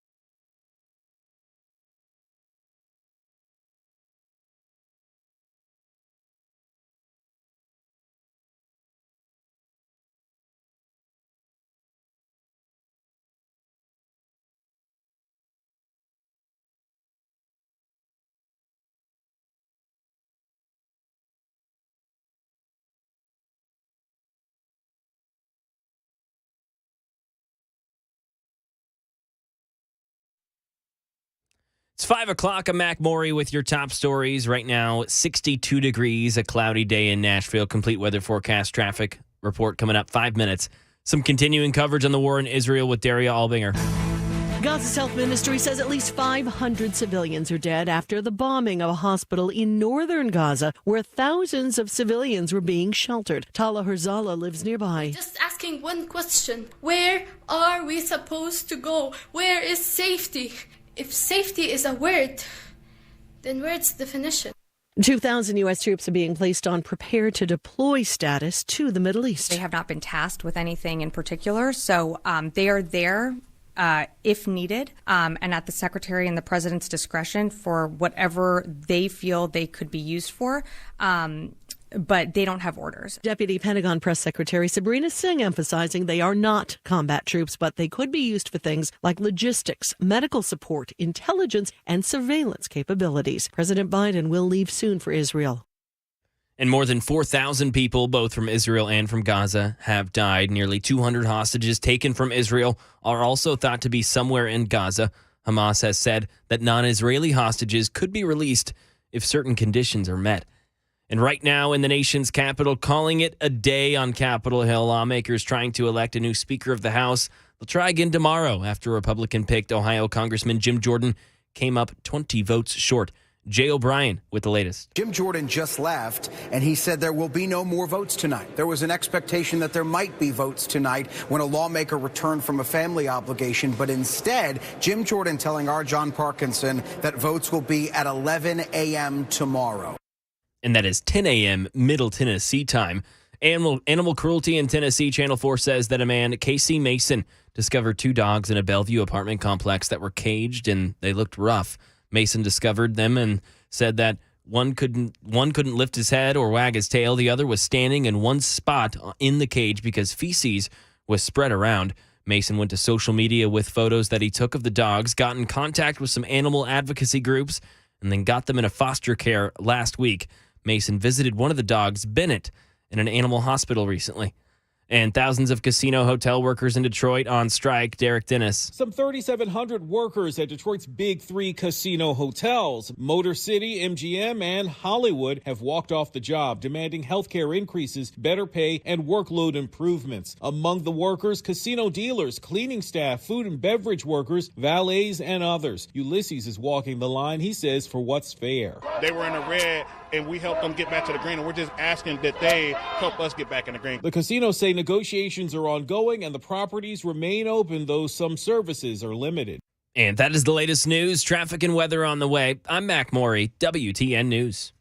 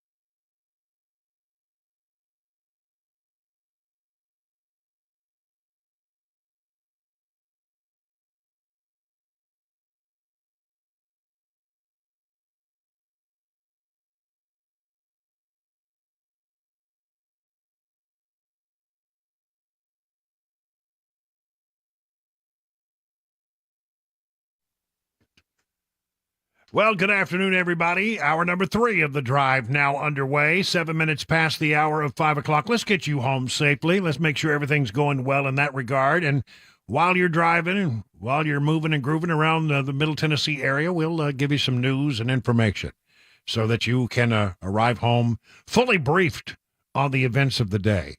Well, as best as we can determine.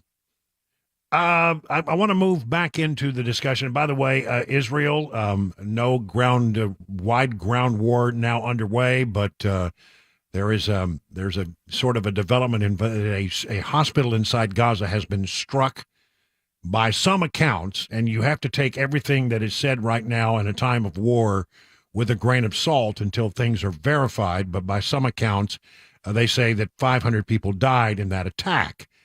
Inside Gaza, they blame the Israelis, and the Israelis say, no, it was the Islamic jihadists who did it, and for what reasons, not clear. Was it an accident?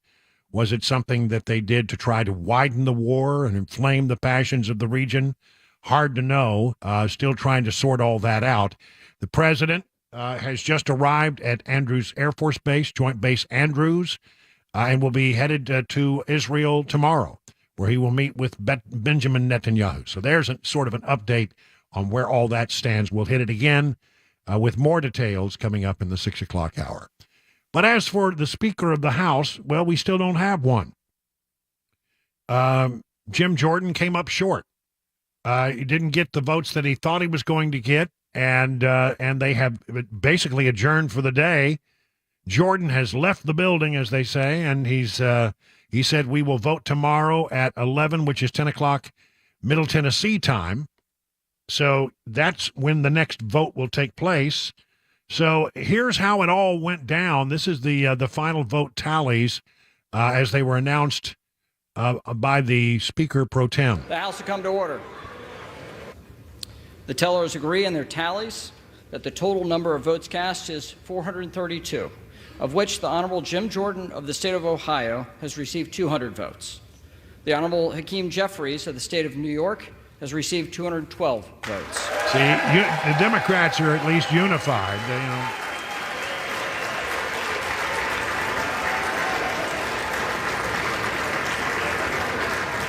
The Honorable Kevin McCarthy of the state of California has received 6 votes. Lee Zeldin of the state of New York has received 3. The Honorable Steve Scalise of the state of Louisiana has received 7. The Honorable Mike Garcia of the state of California has received 1. The Honorable Tom Emmer of the state of Minnesota has received 1. The Honorable Tom Cole of the state of Oklahoma has received 1. The Honorable Thomas Massey of the state of Kentucky has received 1. No person having received a majority of the whole number of votes cast by surname, a speaker has not been elected. Pursuant to Clause 12A of Rule 1, the chair declares the House in recess subject to the call of the chair. And that was it. They went back behind closed doors. They had a conversation. Phone calls were made. Arms were twisted. But apparently, if he had the 200 and the magic number is 217, if he had the 217 votes, he probably would have gone to the floor and engineered another vote. The fact that they've gone home for the day seems to suggest that they are still short and cannot come up with the 217 votes that are necessary. I will say this about Jordan. He's a scrappy guy. He's a fighter. He is a fighter. That's the word that was used by Stefanik, Elise Stefanik, to describe him today on the floor of the House. Whether as Judiciary Chair, conservative leader, or representative for his constituents in West Central Ohio, whether on the wrestling mat or in the committee room, Jim Jordan is strategic, scrappy, tough, and principled.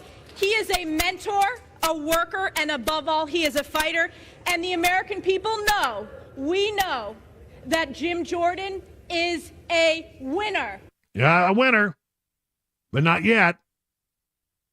Pete Aguilar put in the nomination for Hakeem Jeffries, who actually, because Democrats stuck together, got more votes than the Republicans did, However, he didn't get to 217 either. But, nonetheless, Pete Aguilar took his shot at Jordan while nominating Hakeem Jeffries. We're talking about someone who has spent his entire career trying to hold our country back, putting our national security in danger, attempting government shutdown after government shutdown, wasting taxpayer dollars on baseless investigations with dead ends, authoring the very bill that would ban abortion nationwide without exceptions, and inciting violence on this chamber. Even leaders of his own party have called him a legislative terrorist. Well, it'll be interesting to see what happens next. Tim Burchett of Tennessee, I think everybody in the state of Tennessee voted for Jordan, and Tim Burchett, as he was leaving the chamber, said, well, we need to go back behind closed doors and have a kumbaya moment. I think that'd probably be a good idea. See where everybody is and address some individual concerns. I think that's part of the problem in the past, that individuals weren't heard, and this is where we're at. This is where we're at, which is to say, without a functioning House of Representatives, without a Speaker of the House, Congress basically cannot function as a complete bicameral body. So here are I'm going to go through the 20 Republicans very quickly who voted against Jordan. Take your notes here. Don Bacon of Nebraska, Lori Chavez DeRemer of Oregon, Anthony D'Esposito, New York, Mario Diaz-Balart of Florida, Jake Elzy of Texas, Andrew Garbarino of New York, Carlos Jimenez, Florida, Tony Gonzalez, Texas, Kay Granger, Texas, Mike Kelly, Republican, Pennsylvania, Jen Kiggins of Virginia, Nick LaLota of New York, Mike Lawler of New York, John Rutherford, Republican from Florida, Mike Simpson, Republican from Idaho, Steve Womack of Arkansas, Ken Buck of Colorado voted for Emmer, John James, Republican of Michigan, voted for Tom Cole, Doug LaMalfa, Republican California, voted for McCarthy, and Victoria Spartz of Indiana voted for Representative Thomas Massey of Kentucky. So you had a bunch of votes. I mean, if you got everybody in that list, you only need you need 17 of them, 17 of the 20. So that's still a heavy lift, and I'm not sure that unless some magic happens overnight, and people just get worn down by the process, I think that's what's going to happen. I think you got to go to the floor, and you just got to do it, and keep doing it, and keep doing it, and keep doing it, and don't let them leave, and don't let them go home, and don't feed them, and turn up the air conditioner in the House of Representatives as high as it will go, or maybe, I don't know, turn up the heat, make it miserable to be in that chamber, and then you see how long it takes. I mean, believe me, it's been done. So, that's what we need to do, is just do whatever it takes to get people to finally coalesce around one person. This is ridiculous. Republicans look like a bunch of bozos right now. And, look, I'm completely fine with Jim Jordan. I think he's a good guy. He is, sort of the person who set up and began the Freedom Caucus. But I think that, the problem is that you got some Republicans that come from very purple states. They got elected to their chairs by very narrow margins in these purple states. And they don't want to have to fight the 30-second or 60-second commercials that are going to come when they run for re-election. He supported Jim Jordan, who does this and that and the other. And that's the kind of thing they don't want to have. So, I would say to those 20 or so people who come from very, very purple districts, you know what? It's always going to be a fight. No matter what, it's going to be a fight. You're going to have a struggle. So, let's get on with it. The way that you counter that is by becoming a very effective legislator. And to be an effective legislator, you got to have a Speaker of the House. That's right. Just get on with it. I don't know how in the world this thing could drag out much longer, but I have a feeling it will. And so tomorrow at 10 o'clock, so maybe by noon we have a speaker, but I don't know. I'm not sure. I think it may go to another round after that. Let's see. I have the story here. It says it looks like all of the representatives from the state of Tennessee, well, there's one person who they didn't have confirmed, but it looked like everybody was voting for Jordan. So, yeah, Harshberger, DesJarlais, looking through the list here. John Rose, Tim Burchett, Andy Ogles, Mark Green. The only one who was unknown by the Tennessean when they did their survey was David Kustoff, but I didn't see his name in the list of those who voted against Jordan, so I guess he came around as well. This is a process that is, you've got to have a speaker to make the House operate, and nothing happens. Tick tock, tick tock. We've got another government shutdown that is looming about 30 days from now. We've already wasted 15 days of the 45 days, and I don't know how you pass all of the appropriations bills right now with the time that is left. Even if you get somebody tomorrow, it's going to be a heavy, heavy lift to get all these appropriations bills passed. And then they got to go over to the Senate. And because these are all bills that will have the Republican imprint on them, the Democrats in the Senate who control that body are not going to like them. And therefore, that's going to take a while. You have to go to conference. And how long does that take? I think we're in for another one of these continuing resolutions. And you know what? The longer this goes, the more likely it is that we end up with another one of those dadgum cromnibus bills, a CR that's also an omnibus bill, which nobody wants. It's frustrating. It's frustrating. We are looking like bozos, I think, and we need to get our act together and decide who it is that we're going to coalesce around. If not Jordan, put forth another name and let's give it a shot, see what happens.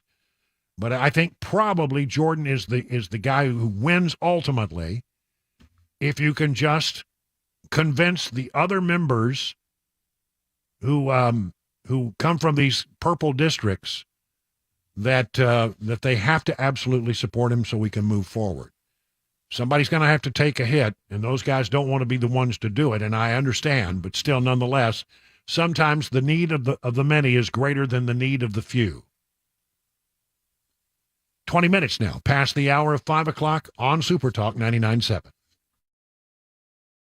Hey everybody, Dan Mattis with Nashville's Morning News on WTN. I'm here at the Nashville Rescue Mission doing the interviews that I look forward to doing every single year.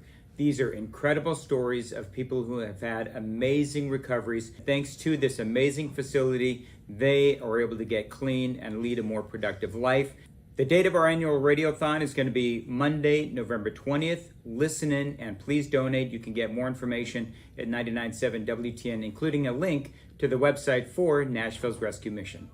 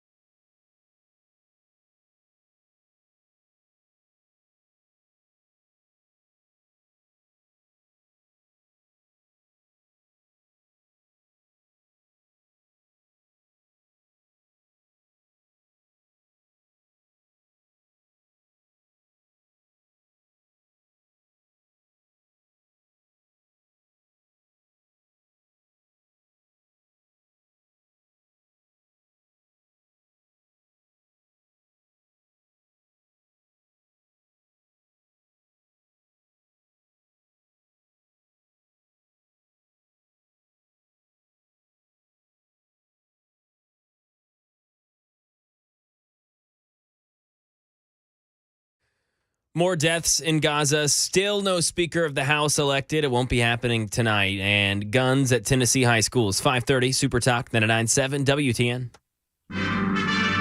Are you ready? It's time for a fan favorite.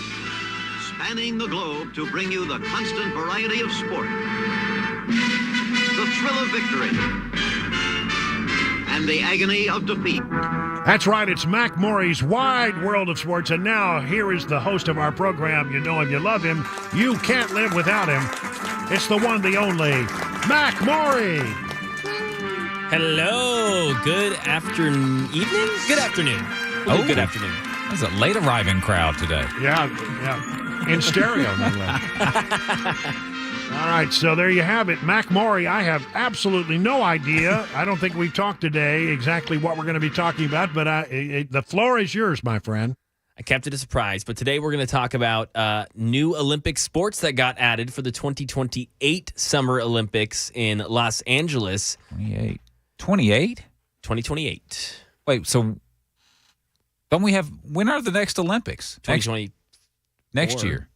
Yeah. Okay, so we're talking about not the ones coming up with the yes. Okay. Those are already settled. Yeah, those are yes. Yeah. Right. Can't add new sports. Yeah. 5 years, the ones that will be coming to the U.S., not the Paris Games coming up next year. Okay. Where is, I'm surprised, I don't know this. Where is it going to be in 2028? L.A. L.A.? Yeah. And I think multiple other cities, but I think mainly L.A. Okay. So the new sports that they added are cricket, flag football, lacrosse, and squash, which I had to look up squash, but it's kind of like a adaptation of racquetball. Right? Yeah, kind of like racquetball. Seemed a little bit harder in the rules, but basically racquetball. And looked up cricket, guys. I don't know. I can't explain this sport. It looks pretty wild to me.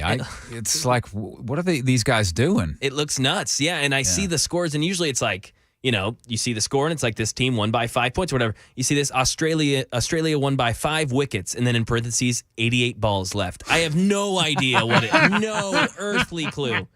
But it looks fun. I don't know how the United States will compete in cricket. Yeah. But I imagine lacrosse could be a sport that U.S. fares well in, and flag football.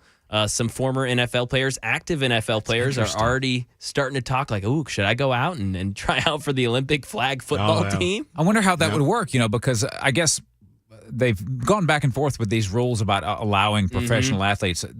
Do they allow professional athletes now in the Olympics, like basketball, for instance? Do our NBA guys? Our NBA guys go out. Yep, okay, so I guess sure. it could be, current NFL players could say, "Hey, I want to be on Team USA" or whatever. Yeah. As long as the NFL were to say it's okay. I think I know they're working through it right now. And Rob Gronkowski, former Super Bowl champion tight end with both the Tampa Bay Buccaneers and New England Patriots, he's already talked about how he kind of wants to go out and play flag football. He says, "I hope they don't have tryouts and just let me on the team, but they want to. He wants to go out there, so that'd be cool." It would be really funny seeing professional athletes playing flag football. Yeah, no pads, just shorts and a T-shirt. Yeah, I love that. I used to play, weekend games with flag. You go out, up to the local high school or junior high school and play flag football. And I'm probably the only guy who dislocated a shoulder playing flag football. Yeah. Every time we played flag football, it never ended flag football. No, it started out as flag, and then it gets rough. That's right. By the time we're done, it's like kill the man with the ball. Yeah, exactly. It's just like, no holds barred. Yeah. I'm shocked, stunned, and amazed though that just not. There's one sport out there that ought to be, it really should be included, and I'm surprised that it's not. And that's the burgeoning sport of pickleball. Yeah, that's a good point. Yeah. Can't be long, I would think. Because I'll tell you this, guys. When I was on vacation a couple weeks ago, I was in Hilton Head, South Carolina. Big golf, community there, right? Right, yeah. Golf courses everywhere. And pretty big tennis community as well. I saw a huge pickleball a compound Heck yes. on the island there. And it was like 15 courts, and they were all full, and people were just going nuts over it. So it's I know big. that pickleball thing. My niece played pickleball and dislocated both of her wrists. She actually broke the legs. So she's walking around, with the splints on both hands right now down in Birmingham. Apparently, pickleball's Terrible. tough down there in Birmingham. Yeah, it must be. It's a contact sport, I guess. Now, do I have this correct? Because I think I do have this correct, that Matt Murphy is apparently a pickleball player. He is. I mean, Dan Mandis claims to be as well. We'll see. Yeah. Whatever happened with that? I thought they were going to do it. I don't know. They're going to play? I thought they were going to play. I thought it was going to be this whole thing. I haven't heard anything since. They're both chickens. My girlfriend and I just got some paddles. We went out and played with each other this last weekend. Really? Actually played some pickleball. Yeah, it was fun. Oh, pickleball. I'm glad you straightened that out. Yeah. Yeah, I should have specified. Yeah. And I'm seeing here, so no for 2024 on pickleball. The pickleball officials are trying to get it in 2028. So we'll see. They're pushing. They're pushing for it. They're well, trying. The pickleball people are not to be denied. That would be something to see.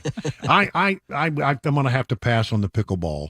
I only have half a heart, so Wow, you can't go into anything half-hearted. You can't. It's better than going in half-assed, but there's no doubt. It is 30 minutes now past the hour. Time for Mac to put on his news hat because it's news time on Super Talk 99.7.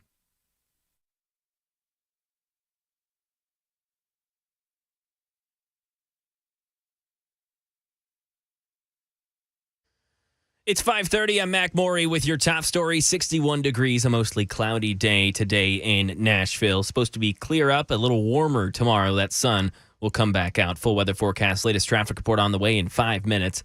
The Gaza Health Ministry saying Israeli forces bombed a Baptist hospital in Gaza, killing at least 500 civilians. The hospital said to have sheltered thousands of citizens who were forced to flee from the northern part of the Gaza Strip.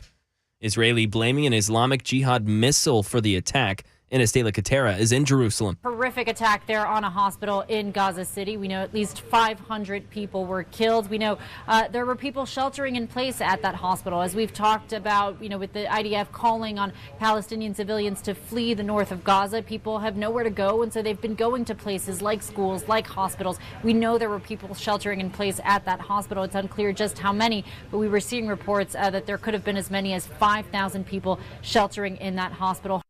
And more than 4,000 people, both from Israel and from Gaza, have died. Nearly 200 hostages have been taken from Israel, also thought to be somewhere in Gaza. Hamas has said that non-Israeli hostages could be released if certain conditions are met.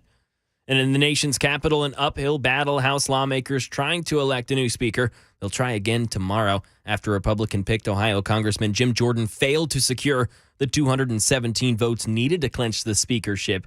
On Capitol Hill, Jay O'Brien explains that there are still a number of moderate Republicans withholding their support. Jim Jordan was able to pick up at least one vote during the conversations going on in the last few hours, but the proof is really going to be in the pudding for him tomorrow. If he can get enough votes overnight to put him in a better position at 11 o'clock tomorrow, which is, again, when they will return to vote, than he is right now. But Jim Jordan certainly in a tough position. I mean, case in point, Kevin McCarthy had 19 Republicans against him during the first and second rounds where he tried to be speaker. Jim Jordan had 20 today. And that vote will be 10 a.m. Middle Tennessee time. That's the latest news. Traffic and weather next. I'm Mac Maury, WTN News.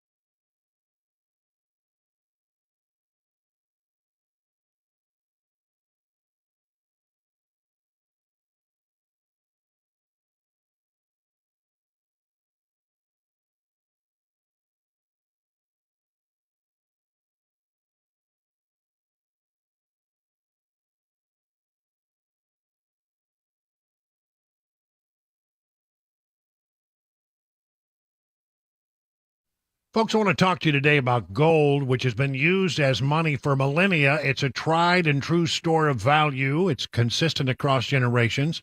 Some experts have observed that generational wealth can have as many as three components: land, art, and precious metals. Land and art can be hard to evaluate, but precious metals like gold, platinum, and silver, well, they're a practical solution. Maybe you have gold that was given to you and you're not sure what it's worth, or you're just curious about precious metals and want to learn more. Well, you're really going to learn a lot if you just schedule an appointment for the folks at the Nashville Gold and Coin. I did that and learned a whole lot about precious metals, and I brought in a box of coins for them to appraise, and I found out that I had a lot more value in those coins than I realized. It was worth about $1,650. I had no idea. The way this works is you do a one-on-one sit-down, and you have to have an appointment.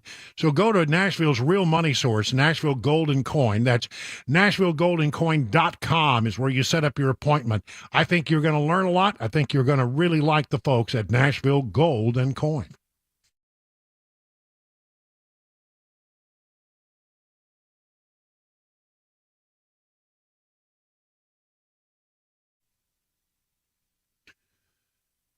I think pickleball. We ought to get pickleball in there. Let's do it.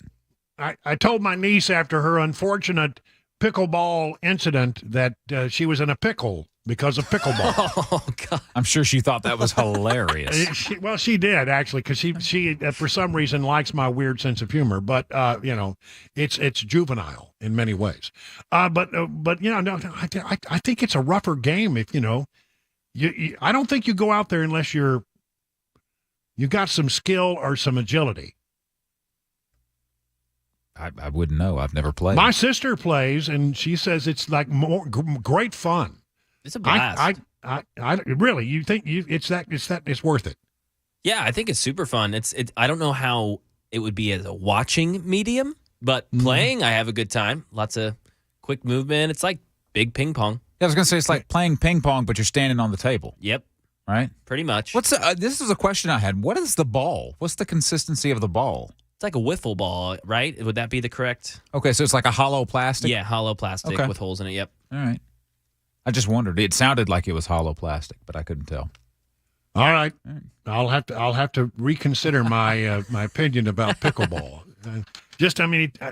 I started hearing about this about 2 years ago when I was on a trip down to Texas, and a bunch of my friends down in Central Texas, when I was visiting and catching up with them, they were talking about, do you play pickleball? Oh, it's the greatest thing. And there's, all these different pickleball clubs and places to go. I don't know. It came out of nowhere. That's all I can tell you. And it's taken over. What did I read somewhere where they're building a bunch of pickleball courts somewhere locally. Really? Yeah. I'm going to have some pickle relish tonight on my hot dog. I'm serious. We're having hot dogs at my house today. Yeah, chili dogs. I know. Come on over. We got enough chili, and I think I got enough hot dogs. All right. This is one of those stories. Again, I just read and I shake my head about the priorities of the Biden administration. And the things that seem to be so important to them that, really in the grand scheme of things, is this where you want to spend your effort? Is this where you're going to spend your time? And by the way, it's all being done with taxpayer dollars, and I sort of resent it. Report. Biden's HHS imposes gender identity pronoun mandate on employees. President Joe Biden's Department of Health and Human Services is ordering its employees to defy biological reality, writes Breitbart, by referring to transgender coworkers by their preferred pronouns. The HHS, which employs approximately 80,000 people in the United States, wow, think about that. Health and Human Services, 80,000 employees, imposed its new gender identity and non-discrimination guidance late last week, which outlines employee rights and protections related to gender identity, according to a HHS email sent to employees and obtained by the Catholic News Agency. Here's the HHS today imposed a transgender pronoun mandate on its employees, which will now be forced to deny the biological realities with their own words or face firing. Those with faith objections should immediately request religious accommodation and prepare to fight for your rights. All employees should be addressed by the names and pronouns they describe themselves. So you get to choose what you want to be called. HHS Assistant Secretary for Health, Admiral Rachel Levine, who describes herself as an out and proud transgender woman, said in a video, this policy ensures that all HHS employees, including transgender and non-binary employees, have equal protections in the workplace. He added that all supervisors and managers are responsible for enforcing the policy. Every one of us can play a role. You see, I'm getting choked up by this. Everyone can play a role in creating a welcoming workplace. Every one of you can make a difference in improving the feelings of inclusion for your coworkers. Former director of the HHS Office for Civil Rights during the Trump administration, Roger Severino, accused the agency of compelling speech. It will absolutely lead to targeting Christians because the Biden administration has made it abundantly clear that it prioritizes gender ideology over free speech and religious freedom rights. People should be prepared to file lawsuits, he says, and indicate their free speech and religious liberty rights, and people of faith should flood HHS with religious accommodation requests and be prepared to defend themselves and their faith from attack. The new policy additionally allows employees to wear clothing and use the restrooms that match their gender identity and recommends the agency change its IT systems to ensure its official records document an employee's transgender status. Wow. I have to walk very carefully here because, I don't want anybody to think that if you're gay or transgendered, that I have any ill will towards you. I simply don't. I really don't. I don't actually care whether what you want to be, but I do care when you come to me and you say, I, of my own volition, have decided that you must change the language. Who gave that person the authority to change the language, to change personal pronouns? I don't know that anybody asked me. I don't know that any vote was taken. I think it just one day somebody woke up and said, we now mandate that you do this. And for the love of me, I can't figure out, why everybody just rolls over and does it. Look, I don't want to be rude to people, and I don't want to be ugly with people, and I don't care if you're gay. I don't care if you're bi. I don't care if you're transgendered. I just don't care. It doesn't bother me at all. As I've said it before, if I had a transgendered neighbor and it was time for the neighborhood barbecue, you would be invited to my house, and I don't care. What I care about is, you trying to force the things that you believe on me and force me to control my speech in a certain way that I don't agree with. And I don't know who gave you the authority to make me do that. So it's part of me that just says, I don't believe that we ought to be doing this, but one way or the other, I guess when you have a transgendered general or admiral on staff, this is probably the likely thing that will happen. I'm sure we're going to see all kinds of stuff that comes out in the days ahead as we head into the 2024 election cycle from various parts of government that are adapting this policy. If it's not already happening, it will be happening. And I think that this is why we need a House of Representatives. Where does the funding come from for every part of government? It must originate in the House of Representatives. That's the funding has to start there. And this is where having a functional House of Representatives, they can push back on stuff that drives us all crazy.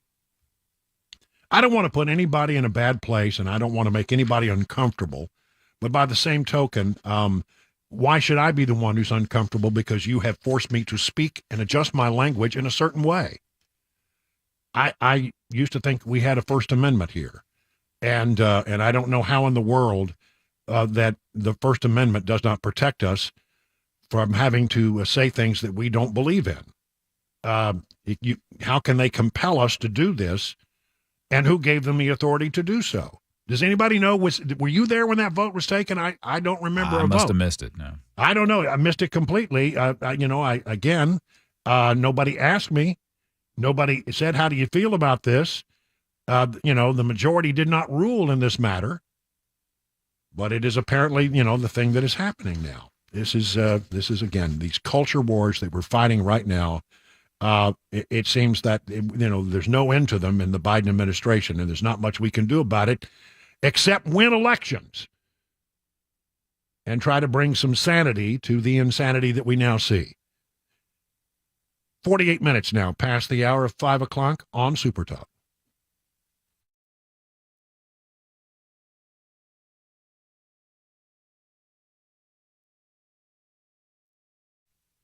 Let me talk about the Wellness Institute of Nashville. Dr. Kevin Mitchell is my doctor. He can be your doctor. And if you have a pain in your neck and your leg, your back, your arms, a weakness, a disc bulging, disc herniation, spinal stenosis, if you've heard any of those terms, well, you need to make a call. Here's the number. Write it down because this is where you start by making an appointment at the Wellness Institute of Nashville, 615-246-5009. Now, what will happen is you will sit down with Dr. Kevin Mitchell, and you'll go through an assessment. And because you are a new patient, if you are a new patient, you get a special deal, $23. That's right. It's an exam, consultation, x-rays if needed. You can bring in an MRI or you can bring in your own x-rays, and your first treatment will be only $23. After that, you will be able to get half off spinal decompression or half off of KT knee machine. That's sort of like spinal decompression for your knee. It works sort of the same way by gently stretching the knee and allowing the healing therapy to reach into the deep within the knee. It's a great thing. So listen, Dr. Mitchell is a nation leader in spinal decompression, and he can help you. All you got to do is pick up the phone and start the process. 615-246-5009. As always, learn more by going to their website, painisbad.com. Hi, I'm Paul Winkler. We know that diversification is an important part of the investing process, but how do you reduce risk of a portfolio through diversification? Well, you use correlations. Now think of bathing suit sales and suntan oil sales. They tend to move together, right? Think of bathing suit sales versus winter coat sales. More dissimilar movement, and that's the idea. But why is diversification so important? Well, think about it this way. Everybody would like to have this happen with their investments. They just go straight up. But what we know is this is really what tends to happen. Markets may go way up and then down, or down then way up. Now let's say if we isolate parts of that curve right there, and the first curve right there, and the second curve right there. If you're putting money away for retirement, every time you put money in, if this is what's going on, you're buying more shares. Then just before you retire, the market goes up, you're really happy. If, on the other hand, you keep paying a higher and higher price and then the market goes down, you're really sad. And we can't choose what's going to happen with the market next. But what we can do is what we know through academic research, and there are Nobel Prizes awarded for this, is we can look for things that tend to move in dissimilar fashion. And what happens when we do that, we can reduce the volatility of the portfolio, hence bringing those curves in. Now that's the idea. Now if you want to learn more about our approach to investing and financial planning, go to paulwinkler.com and set up a free 15-minute phone call. Or you can call 615-851-1950.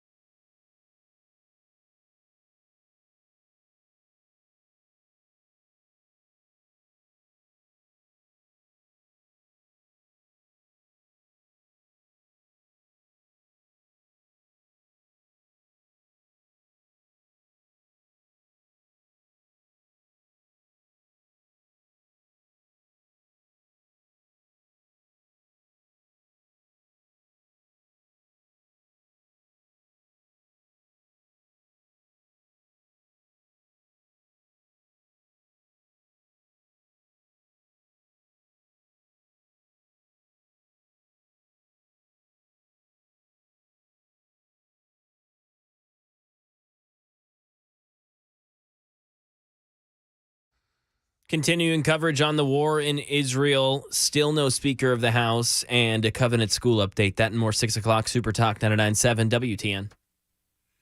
That'd bring you up to date very quickly on where we are with two big stories. We don't have a Speaker of the House, as I mentioned earlier in this hour, and the next vote is scheduled for 10 o'clock Eastern Tennessee time, Middle Tennessee time. Eastern Tennessee time, it'd be 11 o'clock. That's true. Yeah. 11 o'clock on the East Coast, and it'll be 10 o'clock here. And I don't know that they're going to get there. It doesn't sound like they've figured out how to get to 217. Jim Jordan got to 200 today, so he's still 17 votes short.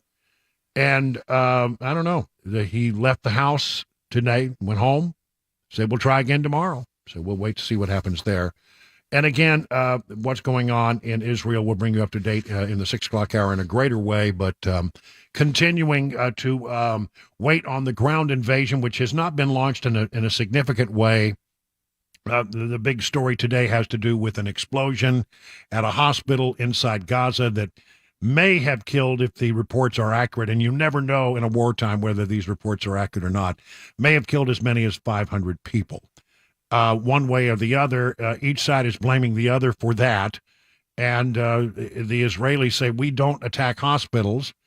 And they blame it on Islamic Jihad, trying to perhaps inflame passions in the region and bring other people into the war. That whatever's going on there is not yet clear, but the Israelis say they didn't do it. And that should be something that's relatively easy to figure out, given that they have, all kinds of assets that are looking down on Gaza right now.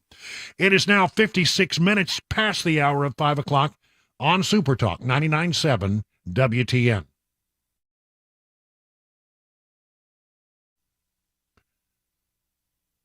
Let's talk about Everseal. What we've got here is a technology that's actually been around for a long time, was used for ages in industrial applications. But the folks at Everseal, they figured out how to provide this permanent solution for sealing your exterior wood and concrete at a price that home and business owners can actually afford. Process starts with a deep cleaning that goes all the way through your wood or concrete. It brings back your wood, makes it look as good as it possibly can, brings back your concrete, makes it shiny and new.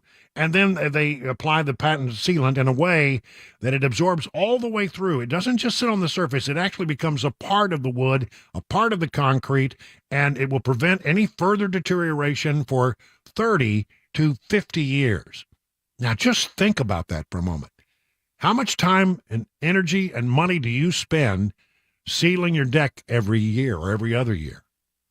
Imagine not having to do it for half a century. Wouldn't that be great? Think about how much money, how much time you would save in doing that. If that sounds like something you would like to explore, please reach out to Steve Nelson and the team over at Everseal. They will guide you through the process. Here's the number, 844-EVER-USA. Again, 844-EVER-USA. Learn more about the entire process by going to their website, ever-seal.com.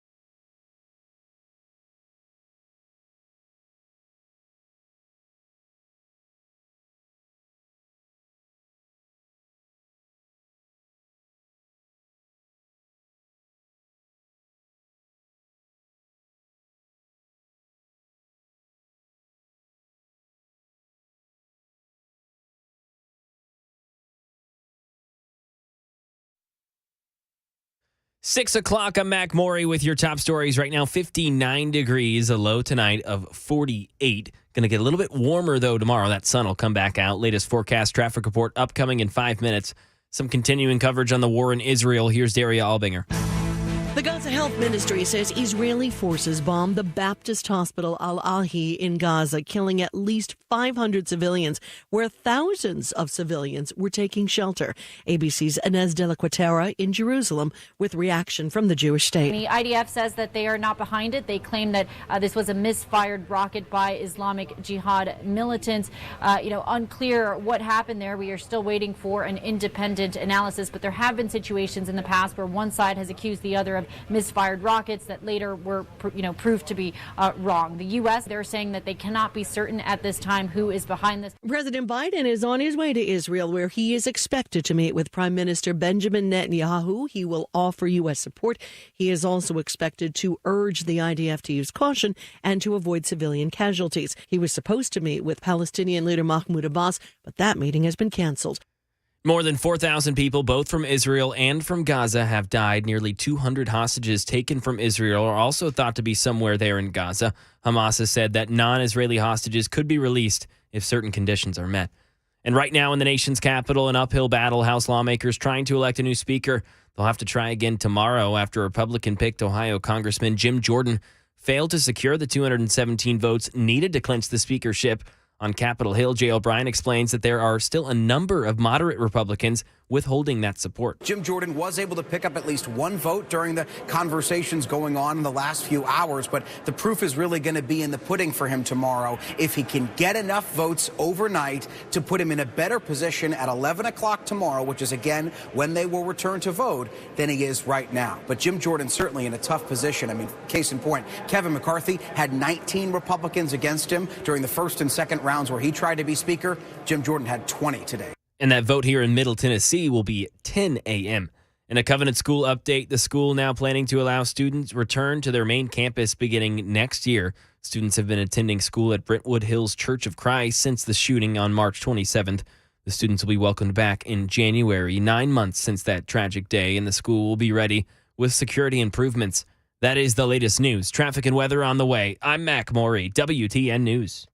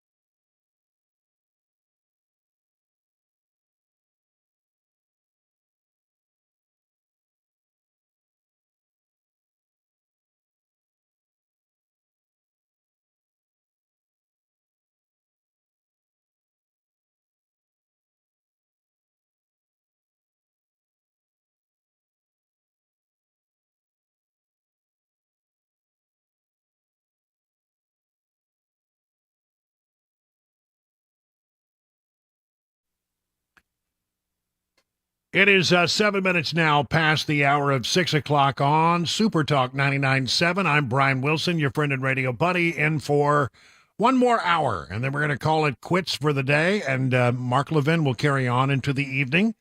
It is a busy news day. However, it's one of these days where it's hard to know exactly how everything is going to be resolved. There's so many things that are up in the air. To bring you up to speed on the speaker battle, we don't have one. Jim Jordan came up about 20 votes short of what he needed to have. And they have called off the House of Representatives for tonight. There'll be no movement for another vote until 10 o'clock Middle Tennessee time tomorrow. That'll be 11 o'clock East Coast time. And they're going to bring everybody in and try it again. But I don't know that he's going to get there. And if it goes the other way, in other words, if he loses more support than he gains instead of gaining it, I don't know what we're going to do. Because I don't know who the next person is. Nobody has emerged that seems to be able to be acceptable to all parties. And even though the majority, 200 people in the Republican conference, voted for Jordan today, they just couldn't get it across the goal line. So that's up in the air, and the situation is fluid. Again, tomorrow, perhaps we'll have some better sense of whether or not the House of Representatives. I think we just need to stop all of this going back behind closed doors and simply just start taking votes. Do it in the public, in the light of day. If it takes 15 rounds, it takes 15 rounds. But, just get them in there, put them in their seats, buckle them in. Don't allow any pizza to come in or any food, no drink, no water. Just make them stay there and vote. And that's what I think that's the only way you're going to get this done. You almost have to take them hostage to get somebody across the thing. And look, really, the part that's important here is that we don't have a functioning Congress. It's not just the House of Representatives, because basically the Senate is part of a bicameral legislative branch, and we don't have one of our bicameral branches that's functioning right now. So nothing gets done, nothing gets sent to the president's desk. We're in a time right now where there's all kinds of craziness going on in the world. I really don't think that we are well served by having this kind of chaos. I'm among those who believe that we look like a bunch of bozos, and let's get on with it. Let's make a decision and try to see if we can figure out who's going to be speaker. But this could go on for a while. There's, if it didn't happen today, which I think was his best shot, the test tomorrow will be, does his number grow or does it diminish? And we'll watch that very closely. The other, of course, thing that's still up in the air is what's happening with the Israeli invasion into Gaza. They have amassed a great number of ground troops just outside the Ares Gate. This is an area in northern Gaza where you enter, and that's where they go in and out. But, I'm telling you, they have so many resources there, the Israelis do, that they will make a quick run through the Ares Gate and through that region and into Gaza City in a matter of moments. But then it gets ugly. It will be a very ugly procedure when you're talking about urban warfare, and that the Palestinians would have, the higher ground in almost every situation. It's difficult going. Are the Israelis in need of our assistance? Not yet. But we do have assets in the region. And we have said that if the war starts to widen, that we will use those assets. All right, so when we say the war might widen, how might it widen? Well, the idea would be that, Hezbollah would enter from the north out of Lebanon. Jordan could be a problem that could cause us real issues inside of Israel. And then who knows what Iran might do.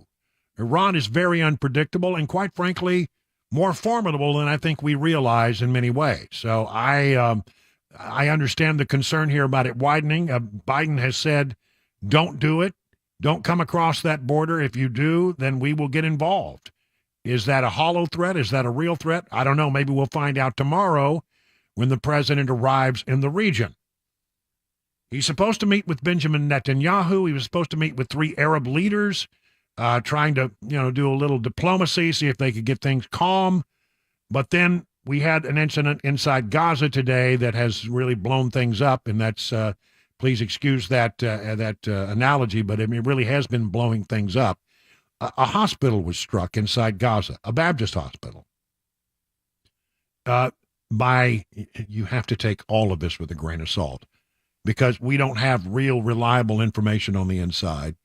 And the people who are talking tend to inflate and come at this with a great deal of prejudice, so they will try to tell you that it's one thing when it may not be that thing.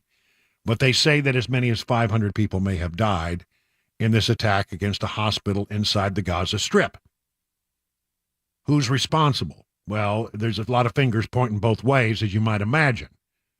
Here's what the Israelis say. It wasn't us. We don't attack hospitals. We knew where the hospital was. We know better than to attack a hospital. They claim it was the action of the Islamic Jihad, which is a very militant group that operates in Gaza as well as Hamas. And what would be their interest in doing it? Maybe it was an accident. Some people are suggesting that it was a misfired rocket that sort of backfired on them and caused a problem. They do put these, by the way, these missile batteries and these and all kinds of their equipment around soft targets like hospitals. So that is indeed possible that was the case. Why would they do it? Well, they want to widen the war. They know that Israel's going to come in there and just clean out Gaza. And what they're asking for is for other Arab and Palestinian organizations to enter the fray, and so therefore to make it sound like Israel just attacked a civilian hospital, it might be in a way to try to inflame the passions of the region and bring other parties into the fracas. Here's what AP is reporting.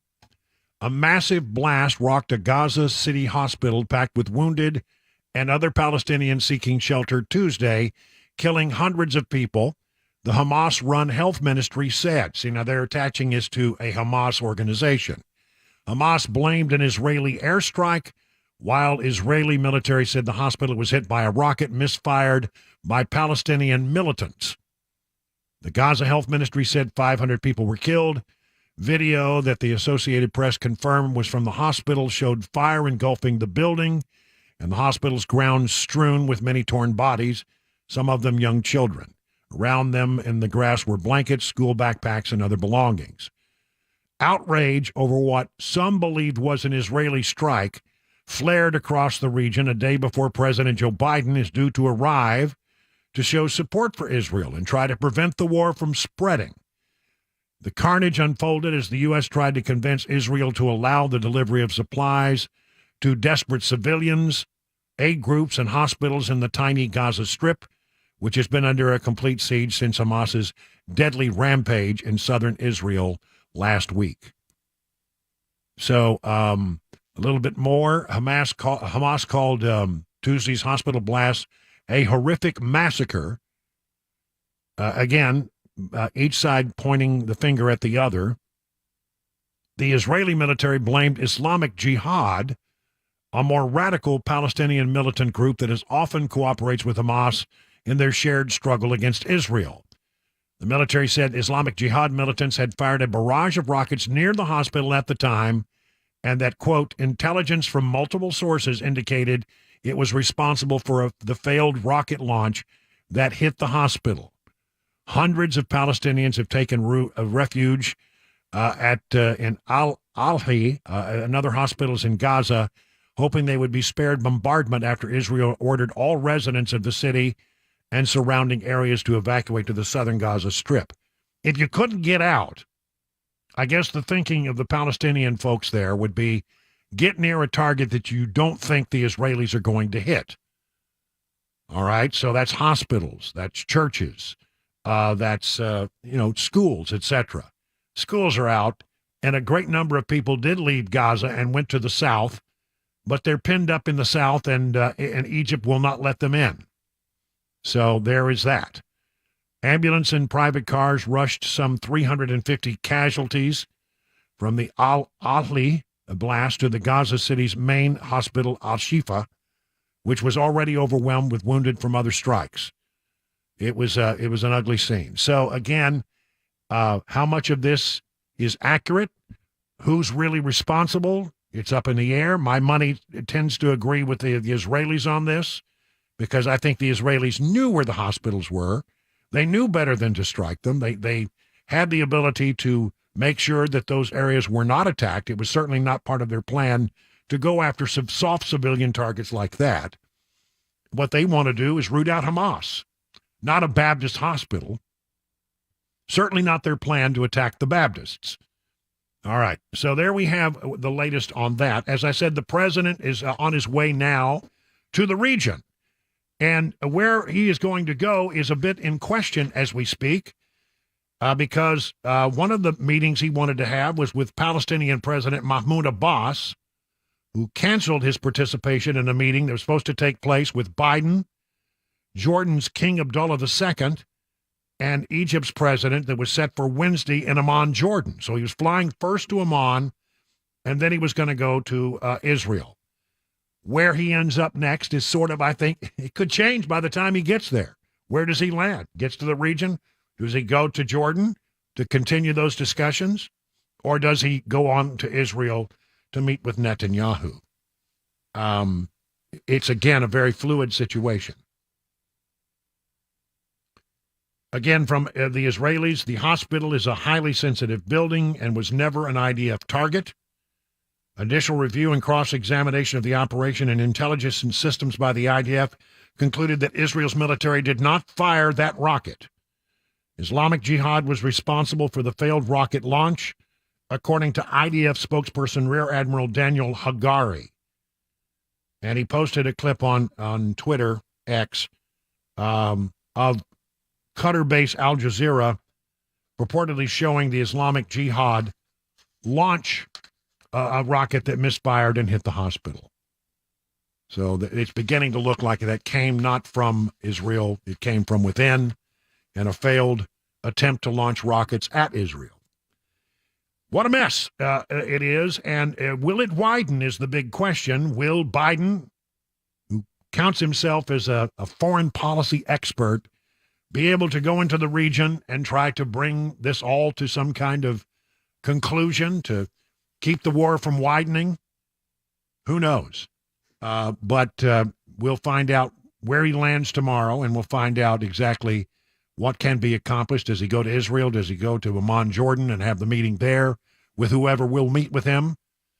It's hard to know. This whole thing is, as I say, dynamic and fluid. 20 minutes past the hour of 6 o'clock.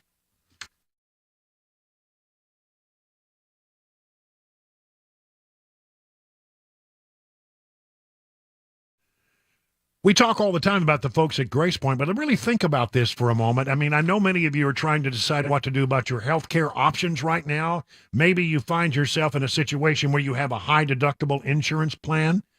Well, here's a way that Grace Point can help with their Smart Care plans. You pay $69 a month, and for that you get unlimited office visits and your free basic labs for the entire year. They also have plans for the entire family, even newborns. So you could take that and marry it with your high deductible insurance plan, and then you could save you and your family a lot of money. At Grace Point, they take their time with each patient. They see you the same or next day. There are never any long wait times or crowded wait rooms, and they treat naturally whenever possible.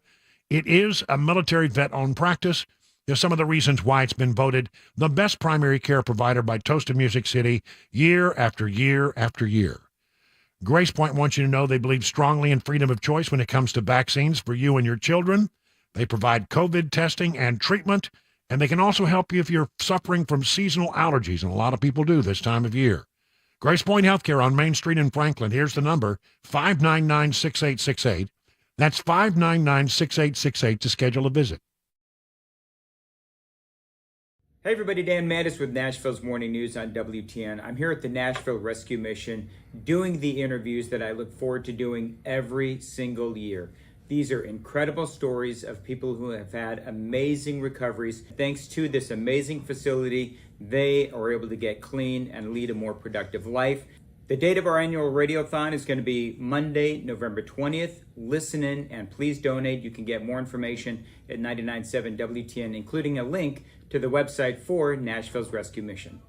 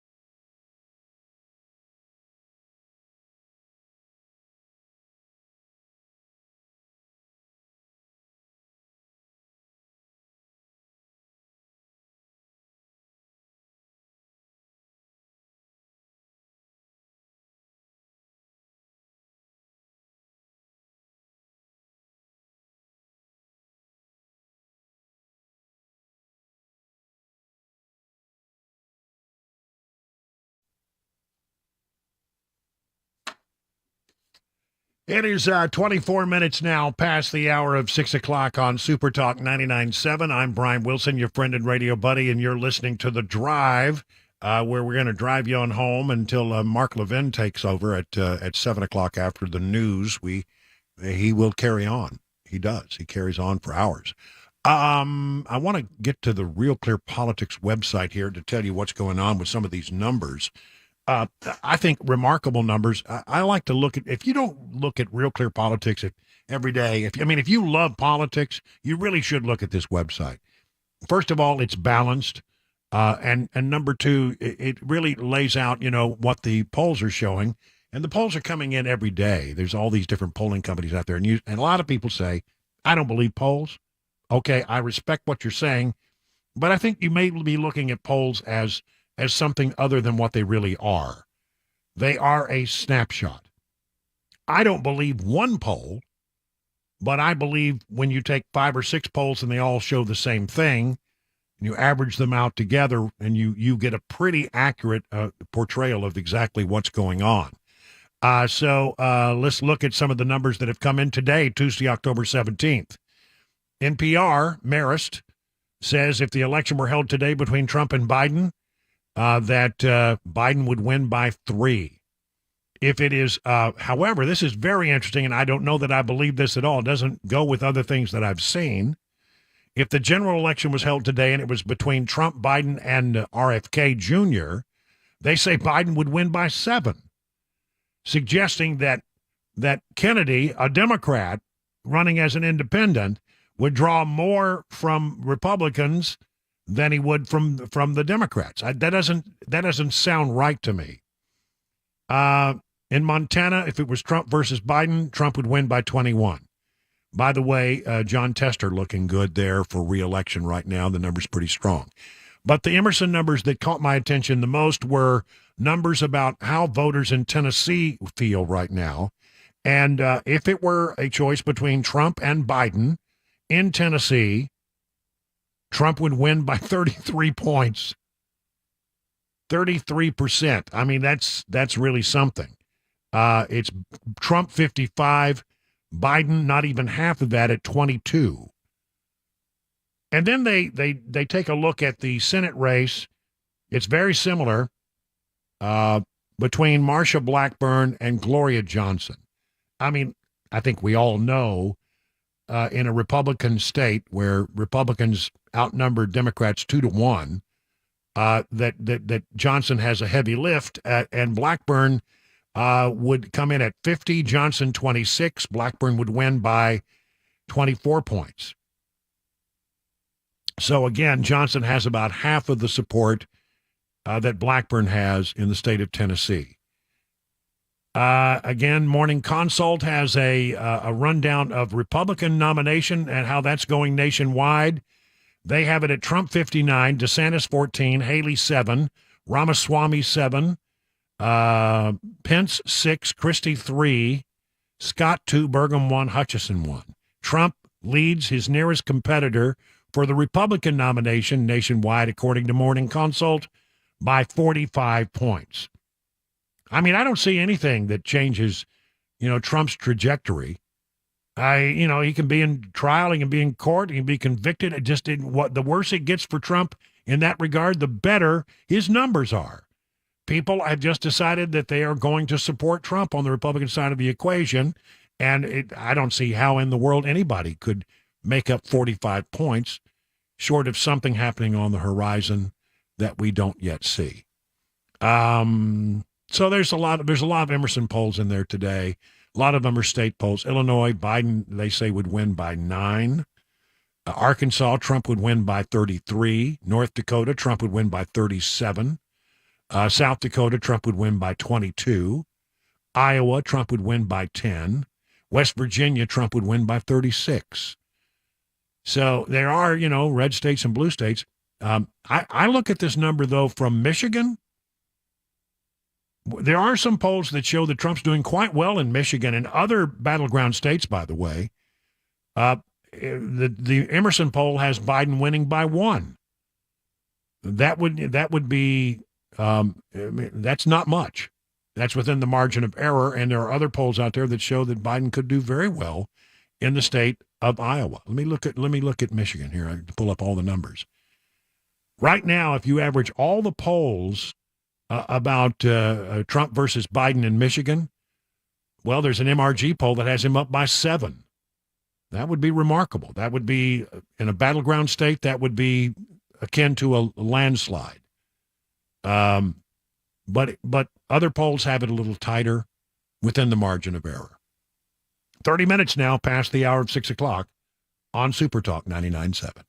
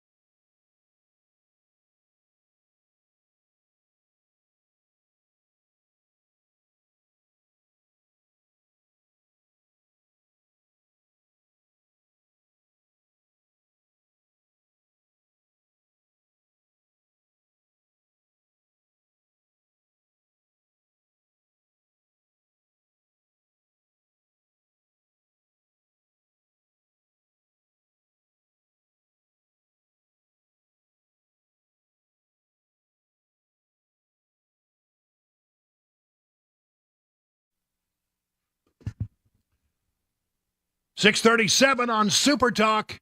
I'm Brian Wilson. This is The Drive. And I want to say, I don't talk enough to the people on TV, watching on TV. Hello, Super Talk TV people.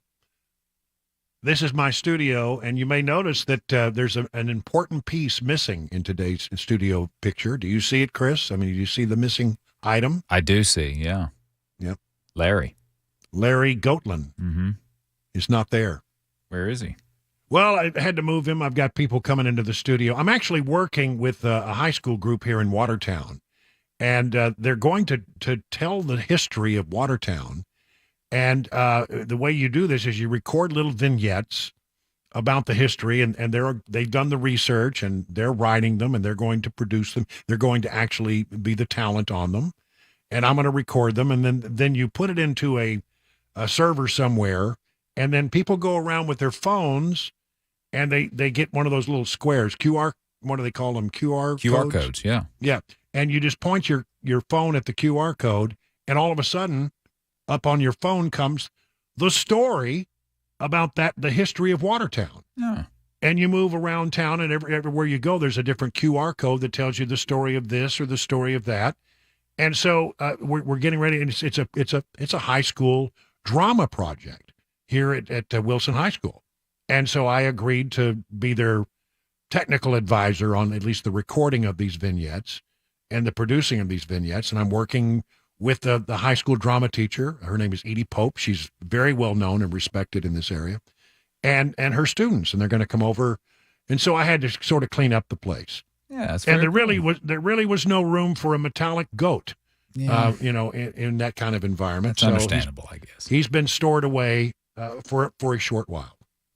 But isn't that a cool idea? Yeah, it's a very, very interesting idea. I love it. Yeah. I thought it was a great idea, and what a wonderful project for these kids. Not only do they learn the history, they learned about technical stuff. They learn, and they're also writing the material, and they're actually performing the material. Great historical figures from Watertown will come to life as a result of this project. Nice. I like that. I like it too. I'm really looking forward to. So I'm getting ready we're getting down to where we're about to start the recording, and that'll be a lot of fun. I'll keep you up to speed on it. Let's see. Got a lot of stuff I want to talk about, especially with regard to the border. Every town in America is now a border town because millions of people have come across the border, and they're settling in communities like ours. And some of these people are not the best people. I mean, I'm not saying this about all of them. I certainly understand that there are people who are coming across because they are seeking a better way of life, and they're not bad people, many of them. But mixed in with them, there are some people that we should be very concerned about. People who maybe have been let out of jails. You go to America, I'll let you out of the jail. I mean, I think that happens sometimes. Here in Nashville, a 31-year-old man by the name of Kevin Joel Castro Garcia, who was a twice-deported illegal alien from Honduras, has been charged with 2 murders. Not one, but 2. On October 10th, he was charged with the fatal shooting of 37-year-old Elmer Nahum Miranda Martinez. And then the other person is a person by the name of, I got to find it here. It's in my story. Rivas Noriega. Brandon Rivas Noriega. He's been missing since October 5th, and then now the charges have been leveled against this Castro Garcia guy for the second case. Now, Castro Garcia was deported from the United States in 2010, kicked out of the country, and then he came back and he was kicked out again in 2018. He's back in the country now, and according to police, is responsible for 2 murders. Remains in custody on a $1.1 million bond. And according to Davidson County Sheriff's Office, he is listed as ineligible for release because they have an ICE detainer on him. But the question is, will ICE be notified if they were to release him? And, look, we're talking about 6 million, 7 million people who've come across into this country illegally. Many of them have had contact with Border Patrol. Many of them have not. 1.7 million is the number that we often toss around here who've come across this country with absolutely no contact with law enforcement, and I suspect this guy was one of them. When it comes to the border situation and the migrant situation, here's a couple of stories that will hack you off. Chicago is going to give illegal migrants $9,000 each to cover the cost of housing. They've already paid out a staggering $7.2 million for staffing shelters in 1 week.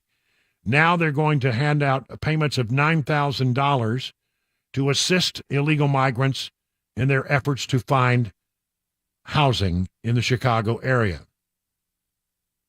The rent lasts for 6 months, and ideally people would have started their legal process, secured legal work authorization, be able to sustain that apartment after that, so they give them basically 6 months worth of funding. I guess the payment toward the landlord is based on the market rate. It's based on the configuration of the apartment. It varies from place to place. Wow. $9,000 to migrants who come here. But this is the one that will really hack you off. The Biden administration has a plan to give 5.7 million migrants free medical and housing. 5.7 million migrants in the United States will get free medical services, food, and housing. The record number of non-detained migrants being minted by ICE, 2.4 million more before the Biden entered the White House, was buried in paperwork detailing its release and reporting management program. The plan would be for private vendors to join ICE's monitoring of migrants through the use of ankle monitors, phone apps, and in-person check-ins. The initiative also aims to provide other perks at the expense of the taxpayer. It would cost billions and would effectively be a welfare program for non-detained migrants awaiting court dates, former ICE Director Tom Homan said. So we got 6 million people in this country who are here illegally, and we're going to give them housing and medical while they await their court hearing about whether or not they can stay in America or not. How long do you think it's going to take to process 6 million people through the courts? That's how long they're going to be providing the migrants free medical and housing. I mean, I don't know about you. I noticed that it's open season, and, a lot of people are dealing with their health care cost right now. I went through that process today, and it's expensive to get health care. It's expensive to get health care. And Martha on the TV is having all kinds of trouble because I watched that commercial, and she seems like she's really struggling with things that are going on with her, and she's on Medicare. Poor Martha. She needs better glasses, don't you think? I mean, aren't those the most hideous glasses you ever saw? But this is outrageous. Not citizens of this country. They come here illegally, and we give them free medical and housing, something we don't even do for our own citizens. Outrageous. Outrageous. And look, here it is. The services are as follows. You ready for this? Legal assistance. In other words, they come in here illegally, but we'll give you a lawyer and we'll pay for a lawyer so you can try to make your stay here legal. Psychosocial services, therapeutic services, medical services. Provide for food and clothing banks, so you just go and shop at no cost to you for food and clothing. Housing, public transportation help, parental information, education information, repatriation, and reintegration services will be provided. These are designed to increase participant compliance with immigration obligations through information, stabilization, and support, they say. This is, and have you heard anything about this? No. It's buried inside of another bill, and thank goodness we have people who go through that stuff and look and find that stuff. We have now 4 Iranians on the terror watch list caught at the U.S. border over the weekend. From SarahCarter.com, in only the last 2 weeks, U.S. Customs Border Protection has apprehended at least 4 Iranians at the border who are on the watch list, officially called the Terrorist Screening Database, the TSDB. The fourth Iranian on the terrorist watch list was caught trying to get into the U.S. through the southern border over the weekend as the war between Israel and Tehran-backed terrorist group Hamas rages on. The man is in his 40s. He's the fourth Iranian to be apprehended by customs officials since the start of October. The Daily Signal reports that between October 1st of 22 and August 31st of 23, in other words, the last fiscal year, Customs and Border Protection recorded 151 illegal aliens that were on the watch list between ports of entry, plus 76 more at ports of entry. That is about 6 times more than that's more than they had in the previous 6 years combined. Wow. Really.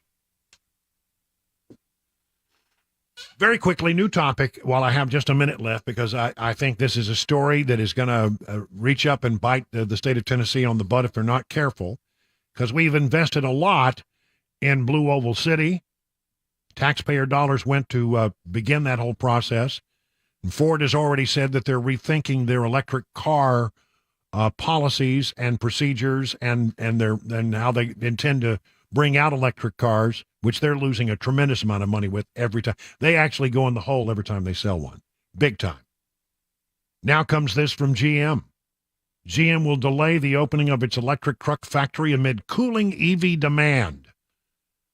Their Orion assembly plant in suburban Detroit would start to make electric versions of the Silverado and the Sierra starting in the end of 2025. That's a year later than originally planned. And the automaker, I think that's just a marker. The automaker said we need to better manage capital investment while aligning with evolving EV demand. People, they were hot for a while. I think that the people who wanted electric cars went out and got them. And the rest of us don't want them. And so you've sold about as many as the market will bear. And, and nobody else wants them. And so now a lot of the car companies are saying, I don't know, why are we going forward and losing money on every electric vehicle we make if nobody wants to buy the damn things? So they're cooling their heels just a bit. They say we're going to look at evolving EV demand, which to me means lack of market, and we'll see how it goes from there. But they say it's not related to the strike. 50 minutes now past the hour of 6 o'clock on Super Talk.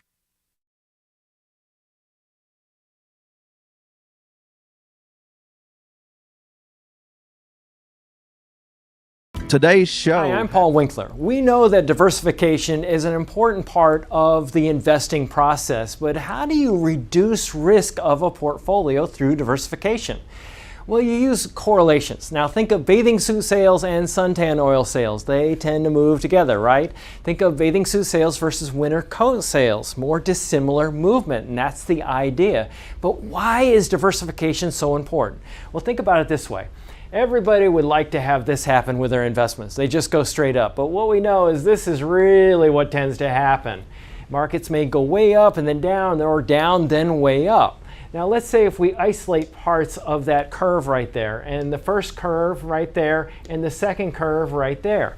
If you're putting money away for retirement, every time you put money in, if this is what's going on, you're buying more shares. Then just before you retire, the market goes up, you're really happy.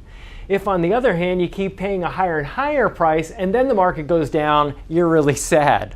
And we can't choose what's going to happen with the market next. But what we can do is what we know through academic research, and there are Nobel Prizes awarded for this, is we can look for things that tend to move in dissimilar fashion. And what happens when we do that, we can reduce the volatility of the portfolio, hence bringing those curves in. Now that's the idea. Now, if you want to learn more about our approach to investing and financial planning, go to paulwinkler.com and set up a free 15-minute phone call. Or you can call 615-851-1950.